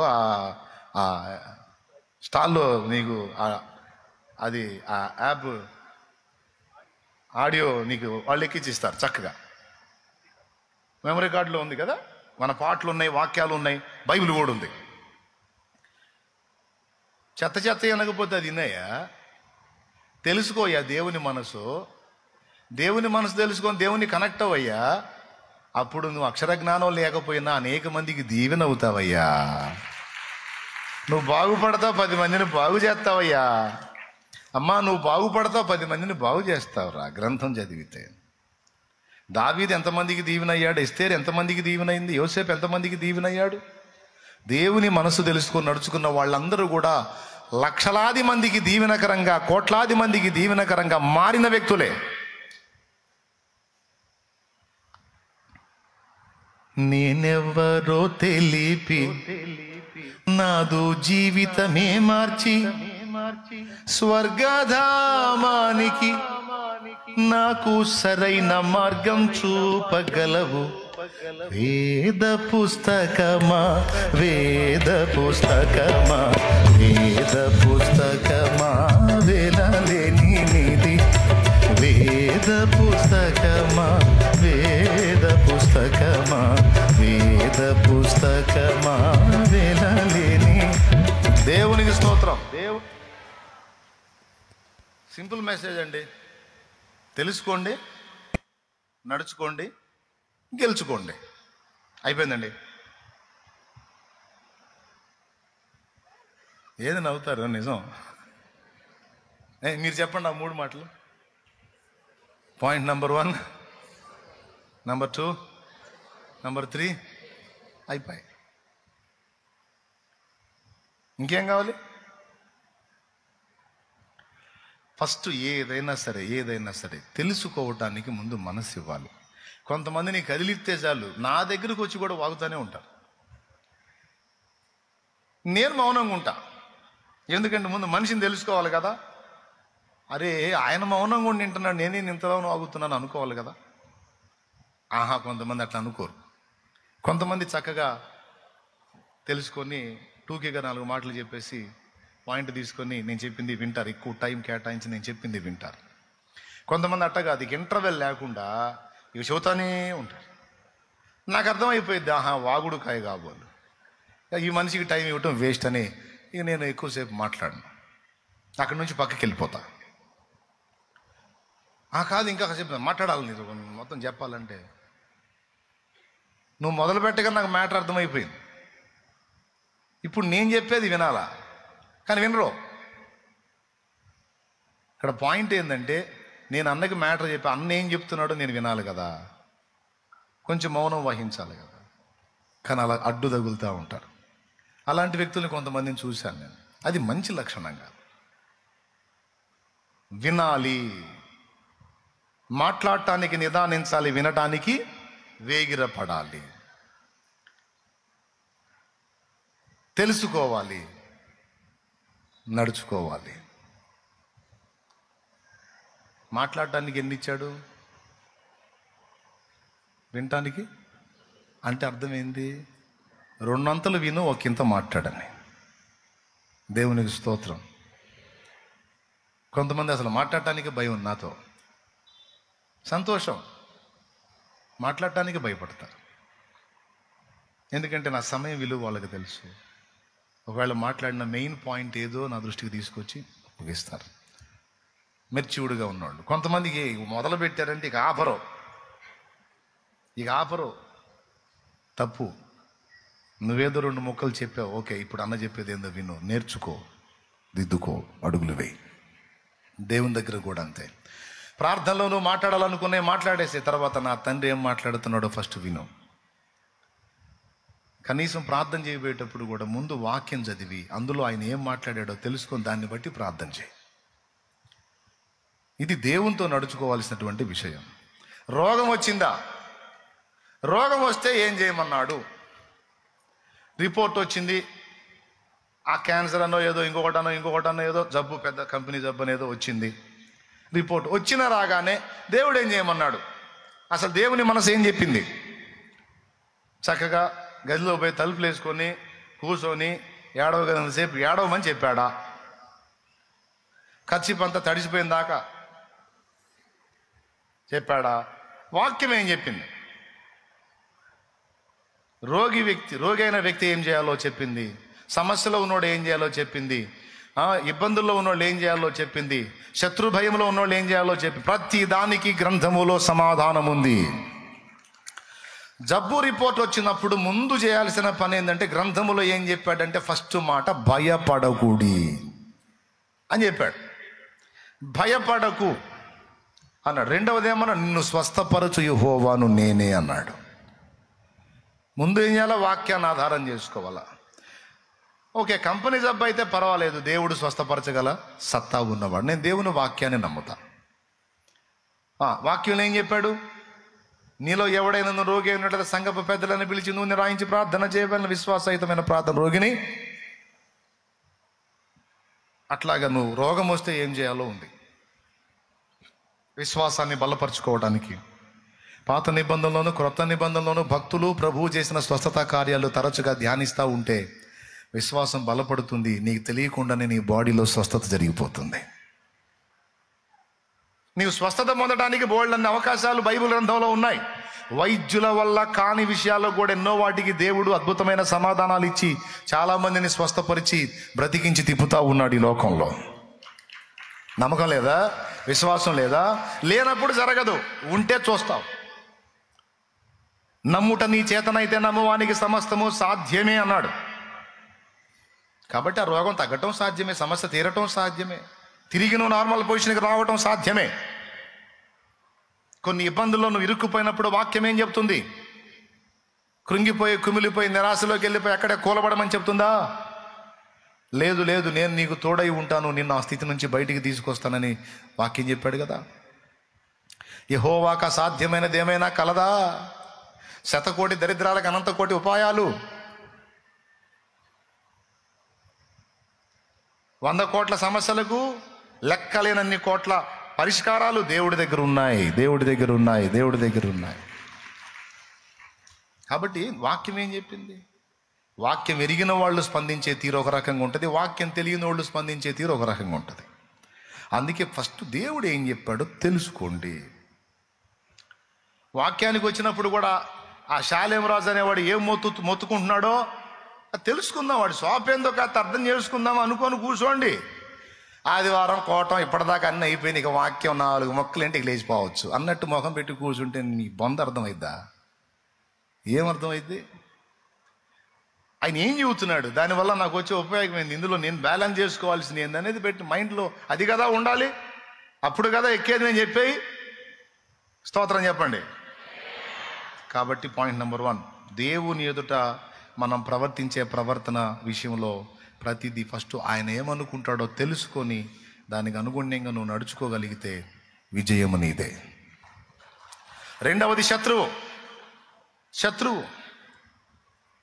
శత్రువుని గురించి తెలుసుకోకుండా వాడిని యుద్ధం చేసి గెలవలేము కనుక వాడిని గుట్టు కూడా బయట పెట్టాడు ఈ గ్రంథములోనే.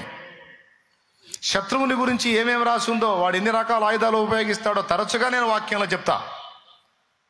అవన్నీ జ్ఞాపకంలో పెట్టుకొని వాడి ఎత్తుకు పై ఎత్తులో వేసినప్పుడే వాడు చిత్తుగా ఓడిపోతాడు.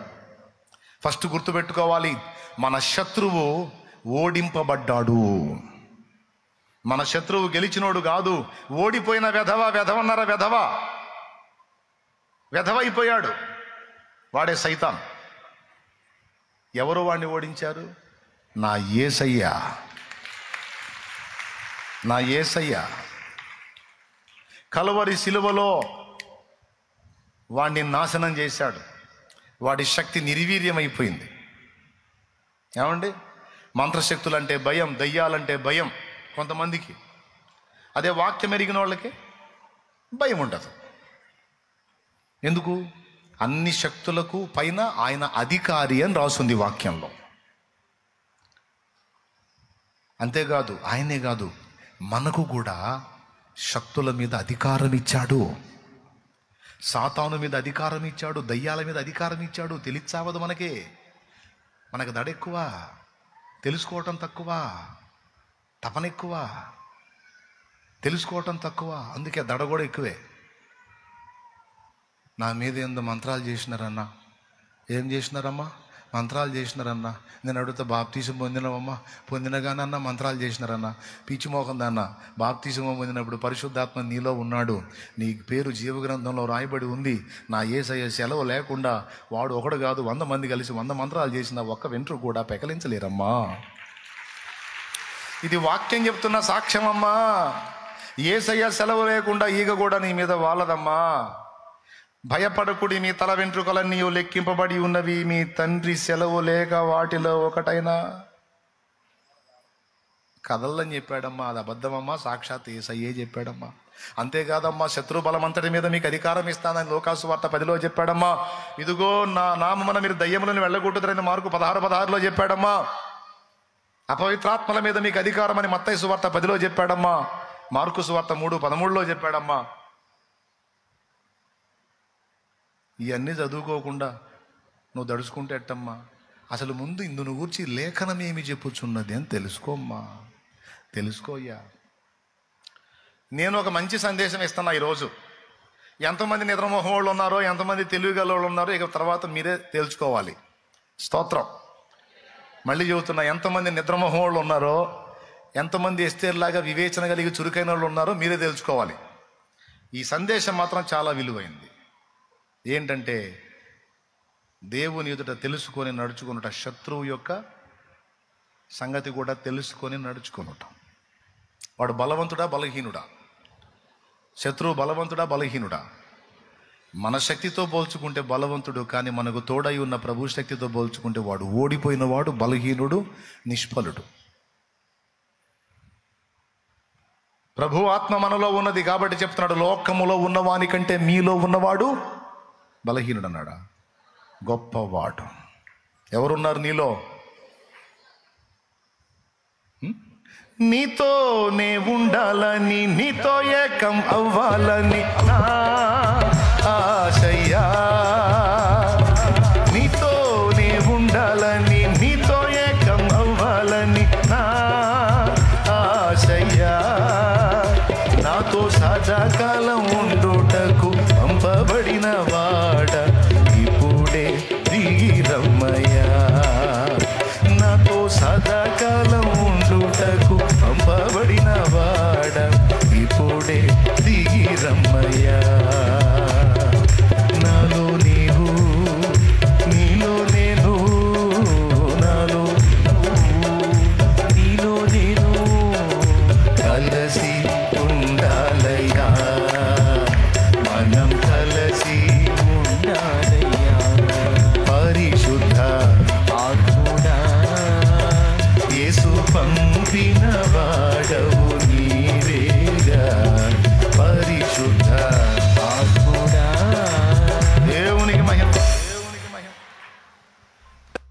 తండ్రి చిత్తం మనకు తిప్పేవాడు, యేసులాగా మనల్ని మార్చేవాడు, యేసయ్య మనసుని మనకు తెలిపేవాడు పరిశుద్ధాత్ముడు. అహస్వేరోషు యొక్క మనసు హేగే ఎరిగి ఎస్తేర్ను రెడీ చేసినట్టు యేసయ్య మనసు పరిశుద్ధాత్మ ఎరిగి ఆ యేసయ్యకు అనుగుణ్యంగా మనల్ని మౌల్డ్ చేసి రెడీ చేసే పని పరిశుద్ధాత్మ తీసుకున్నాడు, ఆదరణకర్త తీసుకున్నాడు. అర్థమైందా? ఇప్పుడు యేసయ్య మనసు మనకు తెలియజేసేది ఎవరు? గ్రంథమే కాదు, పరిశుద్ధాత్మ గ్రంథములో నుండి మనకు అందిస్తాడు. ఆయన ఎప్పుడు మనతోనే ఉంటాడు, ఇది మర్చిపోవద్దు. పరిశుద్ధాత్ముడు ఎప్పుడు మనతోనే ఉంటాడు, మనలోనే ఉంటాడు. నువ్వెప్పుడు సింగిల్గా ఉండవు. క్రీస్తు రక్తములో కడగబడి మారు మనసు పొంది బాప్తిస్మం పొంది పరిశుద్ధాత్మను పొందిన బిడ్డ, ఆత్మ నీలో ఉన్నాడు, నీతో ఉన్నాడు. నువ్వు ఎప్పుడు ఒంటరివి కాదు, ఎనీ టైం నిన్ను వెంటాడుతూనే ఉంటాడు ఆయన. ఎందుకంటే ఆయన మనం ఆయన విమోచన దినం వరకు ముద్రించబడ్డామంట, సీల్ వేయబడ్డాం. అది ఎఫెసీ పత్రిక 4 చెప్తున్న సాక్ష్యం. కాబట్టి ఇప్పుడు మనకు ఎవరున్నారు? పరిశుద్ధాత్ముడు ఉన్నాడు. దేవుని అభిష్టాన్ని మనకు తెలియజేస్తాడు. అంతేకాదు, శత్రువు బలాన్ని దెబ్బగొట్టే బలవంతుడు కూడా పరిశుద్ధాత్మే. లోకములో ఉన్నవాని కంటే మనలో ఉన్నవాడు బలహీనుడా బలవంతుడా? అది చెప్పు గట్టి. అంత బలహీనంగా చెబుతారే బలవంతుడు అనేది. బలవంతుడు అనండి మరి. బలవంతుడా?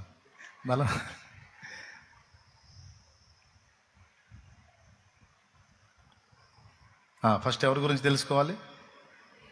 తెలుసుకొని నడుచుకోవాలి. రైట్. రెండవది, శత్రువుని గురించి సరిగ్గా తెలుసుకుంటే వాడిని ఎట్లా తన్నాలో మనకు తెలిసింది, వాడిని ఎట్లా తొక్కాలో, దెబ్బకి దెబ్బ ఎట్ట తీయాలో తెలుసుకోవాలిగా. అసలు దృష్టి పెట్టి ఎప్పుడన్నా అసలు ఈ సైతాన్ ఎవడు, వీడి సంగతి ఏంది, అసలు చదువుదాం, వీడి మ్యాటర్ ఏందో, అసలు వీడి కదలికలేంది, అన్న ఏం చెబుతున్నాడు విందాం, తెలుసుకోవాలా. ఎందుకంటే వాడు మనకి ఈ భూమి మీద ఉన్నంత వరకు శత్రువు. ఎనీ టైం మనల్ని పొంచులేస్తుంటాడు. అందుకే దేవుడు కాపుదల పెట్టాడు మనకి. ఆ మాట కూడా బైబిల్లో ఉంది. గర్జించు సింహం వల్లే అపవాది, మీ విరోధి అయిన అపవాది ఎవరిని మృంగుదునా అని వెదకుచూ తిరుగుచున్నాడు. వాడే నీకు ఆత్మహత్య ఆలోచనలు తెచ్చేది. వాళ్ళు నిన్ను ప్రేమించట్లా, వీళ్ళు నిన్ను ప్రేమించట్లా, వాళ్ళు మోసం చేశారు, వీళ్ళు అర్థం చేసుకోవట్లా, ఈ సమస్యలు ఎక్కువైపోయినాయి, ఈ బాధలు బావు, ఈ అప్పులు దేరో, ఎన్ని ప్రార్థనలు చేసినా ఒట్టిదే, ఎవరికి నీ మీద జాలి లేదు, సావు, కాసేపు కళ్ళు మూసుకో, 5 నిమిషాలు కళ్ళు మూసుకో, పోతావు, ఇక ఏం ఉండదు. ఇట్లాంటి దరిద్రగొట్ట ఆలోచనలన్నీ తెచ్చేది వాడే. అప్పుడు నువ్వేమనాలి? అవును నిజమే, నన్ను ఎవరు అర్థం కాదు. ఇలాంటి తలంపులు వచ్చినప్పుడు దేవుని వాక్యాన్ని ఎరిగిన బిడ్డదే ఏసునాలు పో సైతానా పో. ఎవడను వాళ్ళు ప్రేమించట్లేదు, వీళ్ళు ప్రేమించట్లేదు అని పనికి మళ్ళీ మాటలు ఎవడి ప్రేమ అవసరం రా నాకు? నన్ను ప్రేమించి నాకై ప్రాణం పెట్టిన నా యేసు ప్రేమ చాలు, ప్రేమ చాలు. ఈ లోకమంతా నన్ను వదిలినా నా యేసయ్య నాకు తోడై ఉంటే చాలురా. ఆ యేసయ్య చిత్తం కోసం బతుకుతా. కన్నవాళ్ళు వదిలినా, కట్టుకున్న వాళ్ళు వదిలినా, నేను కన్నవాళ్ళు వదిలినా యేసు చాలు. యేసయ్య నా ఊపిరి తీసుకునేంత వరకు ఎలాంటి బతుకిచ్చినా నేను బతుకుతా. నేనైతే చావను, సజీవుడనై సజీవురాలనై ఉండి నా యేసయ్య క్రియలు మయంపరుస్తా. ఒకప్పుడు బతికా నా భార్యని, నా పిల్లలని, అయిపోయింది, అర్థమైపోయింది. కాబట్టి వాళ్ళ బాధ్యతలు ఏదో నెరవేరుస్తా, కానీ ఇక ఈ మనసును యేసయ్యకి ఇస్తా. ఒకప్పుడు బ్రతికా నా భర్త, నా పిల్లలని, అర్థమైపోయింది ఎవరేందో. కాబట్టి ఇక ఇదంతా కూడా నా ప్రభువుకి ఇస్తా. నా మనస్సుని నేను నెరవేర్చాల్సిన బాధ్యతలు అన్యాయం చేయకుండా నెరవేరుస్తా. మళ్ళీ నా మీద పడి ఎడుతారుగా. అందుకని ఎవడు ఆడవకుండా, కట్టుకున్నోడు ఆడవకూడదు, కన్నోళ్ళు ఆడవకూడదు. కాబట్టి బాధ్యతలు నెరవేరుస్తా, కానీ నా హృదయం ఆయనకే ఇస్తా.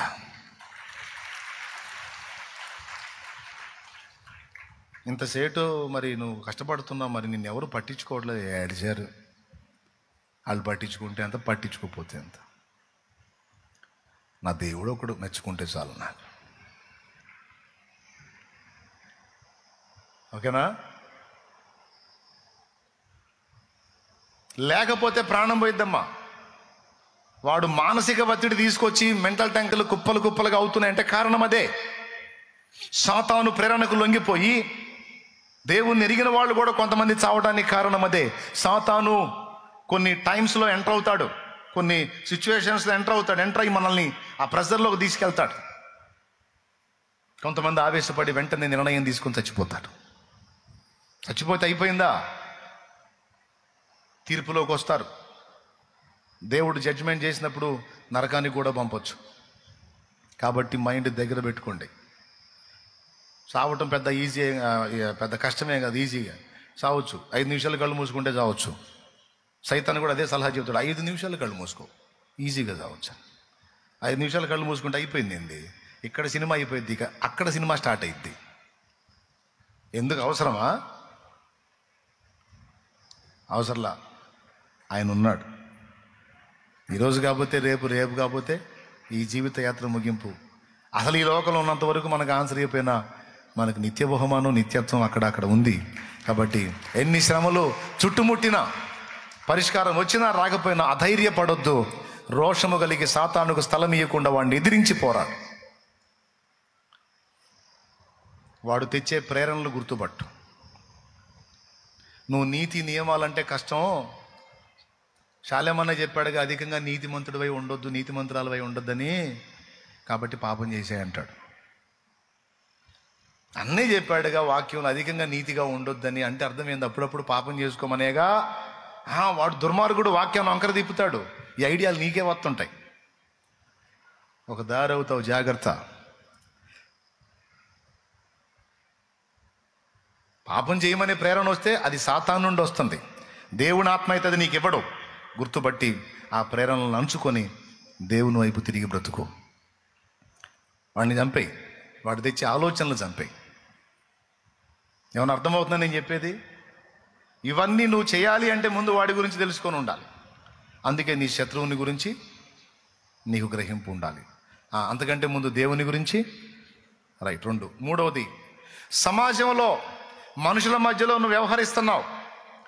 ఎవరి దగ్గర ఎలా ప్రవర్తించాలో వివేచనతో అడుగులు వేయాలంటే ముందు వాళ్ళ సమాజం ఏందో తెలుసుకోవాలి నువ్వు. ఆ సమాజం స్థితిగతులేంటి, ఎక్కడ ఏ మాట మాట్లాడాలి, ఎక్కడ ఏ మాట మాట్లాడకూడదు అనేది తెలుసుకొని మాట్లాడాలి. లేకపోతే సమాజంలో నీ నడక కష్టమైపోయింది. అప్పటిదాకా మొర్దెకై దగ్గర బతికిన ఎస్తేరు రాజుగారి అంతఃపురంలోకి వెళ్ళి అంతమంది మనసుకు దయ పుట్టేటట్టు నడుచుకుంది అంటే ఫస్ట్ పోయినప్పుడు అంతఃపుర వాతావరణం తెలుసుకొని అక్కడ ఎలా నడుచుకుంటే వీళ్ళ మనసు గెలవగలుగుతానో తెలుసుకొని అలా నడుచుకొని అంతఃపురంలో ఉన్న పరిచారకుల మనసు గెలిచిందామా. కొంతమందికి ఇరంపరం ఉండదు. ఎక్కడ ఎలా ప్రవర్తించాలి, ఎక్కడ ఎలా నడుచుకోవాలి, ఎవరితో ఏ మాట మాట్లాడాలి, ఎవరితో ఎలా ప్రవర్తించాలి ఏం తెలియచావదు, ఏం తెలీదు. అందుకే నవ్వుల పాలైపోతారు.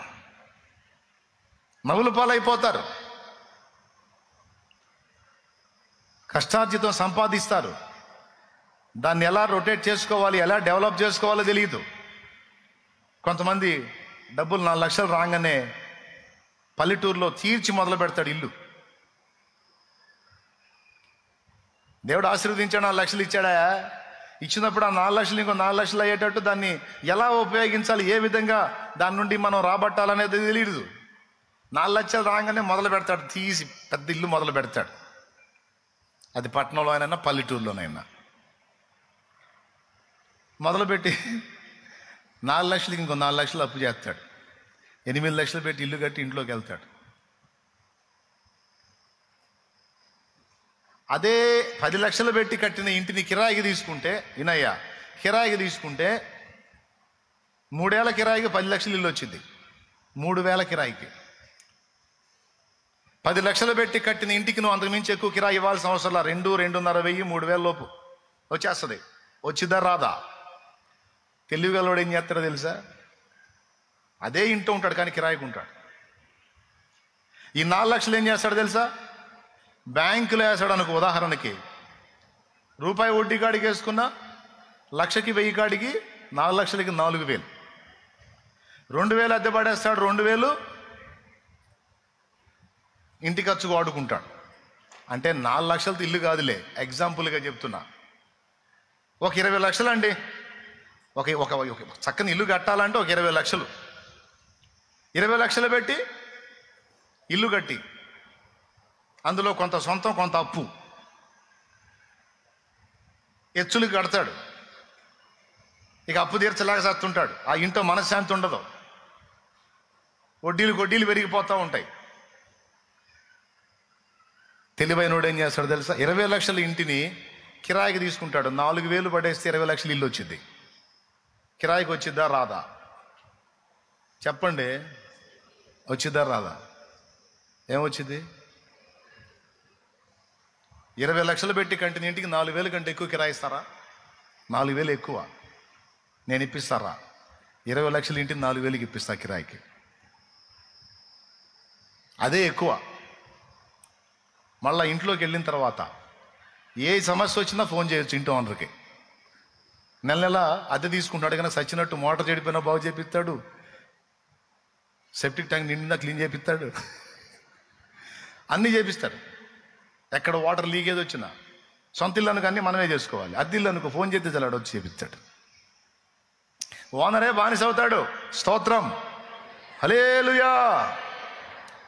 ఇప్పుడు 20 లక్షలు బ్యాంకులు వేసాం అనుకుందాం ఉదాహరణకి. 20 లక్షల ఇల్లు 4,000 కిరాయికి వస్తుంది. బిల్డప్పే. 20 లక్షల ఇంట్లో ఉంటున్నాడు, కానీ 20 లక్షల బ్యాంకులో వేసుకున్నాడు. 20 లక్షల ఇంటినేమో 4,000 అద్దె పడేసి ఉంటున్నాడు. 20 లక్షలని బ్యాంకులో వేసినప్పుడు కనీసం 1,00,000కి 1,000 కాడికి వేసుకున్నా 20 లక్షలకి నెలకి ఎంత వస్తాయా? పెద్ద చెప్పండా. 20,000 20,000లో 4,000 కిరాయి తీస్తే ఎంత మిగులుతుందా? ఇంకేముందా? ఆ ఇంట్లో ఉంటున్నాడా? 20 లక్షల ఇంట్లో ఉండటానికి ఉంటున్నాడా? అన్నీ అనిపిస్తున్నాడా? ఇంటి ఓనర్ కూలోళ్ళ కానీ చేస్తున్నాడా? నెలకు 16 ఏళ్ళు మిగులుతుందా? 16 ఏళ్ళు సంవత్సరం ఎంత అయిందా? 16 ఏళ్ళు నెలకు 16 ఏళ్ళు కాడికి సంవత్సరానికి లెక్కేసుకో. ఇక కొంతమంది ఆ పని చేస్తారు తెలివిగా. చక్కగా తీసుకెళ్ళి ఏ స్థలంలోనో ఏదో దానిలో 4 రూపాయలు వచ్చేటట్టు పెట్టుకుంటాడు. తెలివి గల్లోడు ఎచ్చులకు పోడు. అర్రే 20 లక్షలు 10 లక్షలు కనపడదు దానికి నాపలేం. ఏంటంటే మొదలు పెడుతున్నారు ఇల్లు, మొదలు పెడుతున్నా మొత్తం 3 బెడ్రూమ్ మొదలు పెడుతున్నారా? మొదలుపెట్టి 3 అది లెంటల మట్టం కూడా అయిపోతాయి. ఇక మొదలుపెట్టి అప్పులు చేసి చేసి చేసి ఇప్పుడు నేను చెబుతుంటే ఎవరికో బలుపు వెలుగుతూ ఉంటుంది. అన్నా ఖచ్చితంగా ఆ పని చేశాను, ఈ గతి పట్టానని. స్తోత్రం. ఇప్పుడు కష్టపడి రూపాయి సంపాదించినప్పుడు సమాజంలో నిలదొక్కాలంటే సమాజ నడక ఎలా ఉందో తెలుసుకొని మనం ఈ రూపాయిని ఏ విధంగా మనం దాన్ని డెవలప్ చేయాలి, దేనిలో ఇన్వెస్ట్ చేయాలి, ఏ విధంగా చేస్తే నాకు ప్రతిఫలం వస్తుంది, నా ఫ్యామిలీ ప్రశాంతంగా తెలుసుకోవాలి కదా. తీర్చి కట్టే 20 లక్షలు పెట్టి ఇల్లు ఏం ఒరిగి 4,000 అద్దె తప్పిని తప్ప నీకు అగసాట్లు తప్పలా. ఏం ఒరిగింది నీకు? మహా అయితే 4,000 అద్దె తప్పింది. ఇంకేం ఒరిగింది? 20 లక్షలు పోయింది, అప్పు మిగిలింది. ఆ ఇంట్లో మనశ్శాంతి ఉందా? 10 లక్షల అప్పు, 10 లక్షలు సొంతం, 10 లక్షలు నెలకొడ్డి ఎంత? కనీసం ధర్మ వడ్డీ 2 రూపాయలు వేసుకుంటే చెప్పవయ్యా 8,000. ఎంత మిగిలింది? ఏడా 4,000 అద్దె కవర్ అయింది. 20 లక్షలు తీర్చి ఇల్లు కడితే ఆడ వడ్డీ ఎంత అయింది? 10 లక్షలు వడ్డీ. లక్షకి 2,000 కాడికి 10 లక్షలకి 20,000. 20,000లో 4,000ది 16,000. మళ్ళా వడ్డీ కుప్ప కూర్చొని కుప్ప పెరిగిపోతా అట్టయిని అప్పులు నీకు. కొంతమంది నా దగ్గరికి వచ్చి ఎట్టయినా కూడా అర్థం కావట్లేదంటే నాకు తెలుసుగా, ఎందుకంటే అందులో పిహెచ్డి పొంది ఉన్నాం ఈడ. దేవునికి స్తోత్రం కలుగును గాక. హల్లెలూయా. అందుకే ఎవరైనా వచ్చి నా ముందు పెళ్ళి ఎచ్చులుగా చేయకపోయినా ఇల్లు ఎచ్చులుగా కట్టపోయినా ముందు చెప్పేది ఏంటంటే, అరే బాబు ఇల్లు కడుతూ కానీ ముందు ఎట్లనో నడుస్తుంది కదా, ఆ రూపాయికి ఇంకో రూపాయి వచ్చేటట్టు ముందు దాన్ని ఇంకో రకంగా ఇన్వెస్ట్ చేయరా, అంత ల్యాండ్ కొనుక్కోవటము, అంత స్థలం కొనుక్కునేదో దాని మీద డెవలప్ చేసుకునే విధంగా ఆలోచించుకోయా, పనికొచ్చే పని చేసుకోయా, ఎచ్చులు వచ్చి నాకు పడదు గానయ్యా. నువ్వు ఆదిలోనే మొదలు పెడితే ఎట్రా మీసాలు తిప్పటం అని చెబుతాను నేను, నన్ను సలహా అడిగినోడికి. మీరందరూ ఆత్మీయ బిడ్డలు కాబట్టి చెబుతున్నా. భౌతికంగా బతకటం ఎట్లనో తెలుసుకోవాలా, ఆత్మీయంగా బతకటం ఎట్లనో తెలుసుకోవాలా. ఎచ్చులు పడితే సరిపోయిద్దా? ఎంతమందికి అర్థమైంది?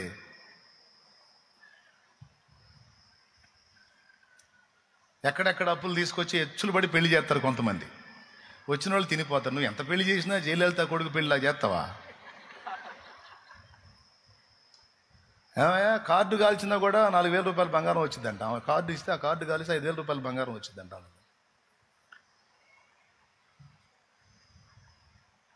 అట్లా చేసిందాం. ఏదో బిడ్డకి చెప్పుకున్నారే, ఆర్భాటాలు వద్దురా, పావులబేట ఉంటే నీ భవిష్యత్తు పనికొచ్చిదిరా, కష్టపడి మనం సంపాదించి బతకాలి, వాళ్ళని చూసి వీళ్ళని చూసి హెచ్చులు వద్దురా, మనకు ఉన్నంతలో సింపుల్గా చేద్దాంరా అని చెప్పి పిల్లల్ని ఒప్పించుకొని మంచి కన్విన్స్ చేసుకొని చెయ్యి. ఏందది అస్సలు మాట్లాడే పని లేదు, అస్సలు ఇంచదగ్గను అంటే ఎవడికి నష్టం? అమ్మాయి మేర్చురైంది, ఆర్భాటంగా చేయబోతారు. ఎందుకు అది అవసరమా? అదే ఉన్న సమాజానికి తెలియాల్సిన విషయమా? పబ్లిక్ చేయాల్సిన అంశమా? వాడు చేశాడు, ఈడు చేశాడు, నేను చేద్దాను, నిద్రమోహం వాడా. దానికోసం 4-5 లక్షలు, 5-6 లక్షలు, 10 లక్షలు ఖర్చు పెట్టిన తీసుకెళ్ళి ఆ చిన్నదాని పైన బ్యాంకు లేరా? ఆ చిన్నదానికి అంత బంగారం చేయించుకోయా, బిడ్డకి భవిష్యత్తు పనికి వస్తాయే. ధనాపేక్ష నేర్పట్ల సమాజంలో ఎలా బ్రతకాలో, మనుగడ ఎలా సాగించాలో, ఉన్నంతలో పొదుపుగా ఎలా బ్యాలెన్స్ చేసుకోవాలో అది కూడా చెప్తున్నా. ఆర్భాటాలకు పోయి వాళ్ళని చూసి వీళ్ళని చూసి ఉన్నోడు పడతాడు ఏ పాటైనా. లేని నువ్వు వాడితే ఎట్ట పోటీ పెడతావు? తెలుసుకోవాలి, సమాజం నడక తెలుసుకొని మనం ఎలా నడవాలో నేర్చుకొని నడవటం నేర్చుకోవాలి. నిజంగా అర్థమైతే కొట్టు.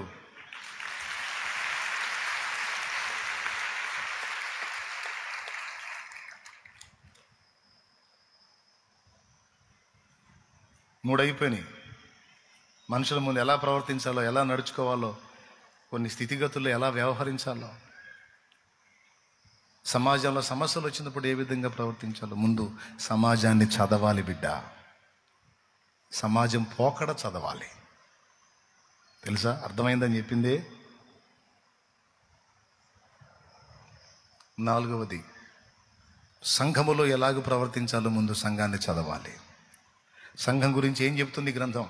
ఇద్దరు ఎదురుపడ్డప్పుడు ఒకరినొకరు గౌరవించుకుంటాం, వందనాలు చెప్పుకోవటం, ఒకరినొకరు పలకరించుకోవటం, కూటం అయిపోయినాక పలకరించుకోవటం, దైవజనుడు చెప్పేది జాగ్రత్తగా వింటాం, ప్రభు వాళ్ళకి సిద్ధపడటం, దేవుడు ఇచ్చిన దానిలో నుండి దేవుని కొరకు కేటాయించటం, దాని గురించి ఒకరికొకళ్ళు అభ్యాసం కల్పించటం, గ్రహింపు కలిగించటం, ప్రార్థనా జీవితం. సంఘములో చేయవలసిన కార్యాలు కొన్ని ఉన్నాయి. పరిచర్య చేయటం. తెలుసుకుంటే కదా ఇవన్నీ చేసేది. తెలుసుకోకపోతే వస్తావు పోతావు, ఏం తెలిసిద్ది? తెలుసుకోవాలి. సంఘం అంటే ఏంటి? సంఘములో నా బాధ్యత ఏంది? సమాజంలో నా బాధ్యత ఏంది? సంఘ క్రమం ఎలా నడుస్తుంది? ఇందులో నేనేం చేయాలి? సమాజం పోకడ ఎలా ఉంది? అందులో నేను ఎలా జాగ్రత్త పడాలి? ఈరోజు విచ్చలవిడి జీవితాల్లో నశించిపోతున్నారు.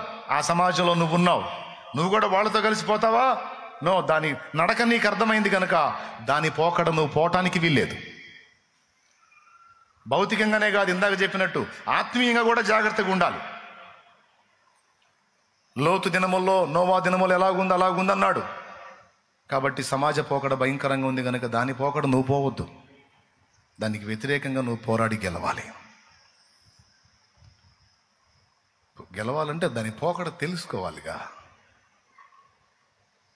దాన్ని అసలు అభ్యాసం చేయాలిగా. ఏమండి, మీకు అర్థమవుతుందా లేకపోతే మైండ్ తింటున్నానా? పెద్దగా చేతులు ఎత్తి చెప్పండి, స్తోత్రం చెప్పండి. అర్థమైన వాళ్ళందరూ ఇంకోసారి చెప్పండి.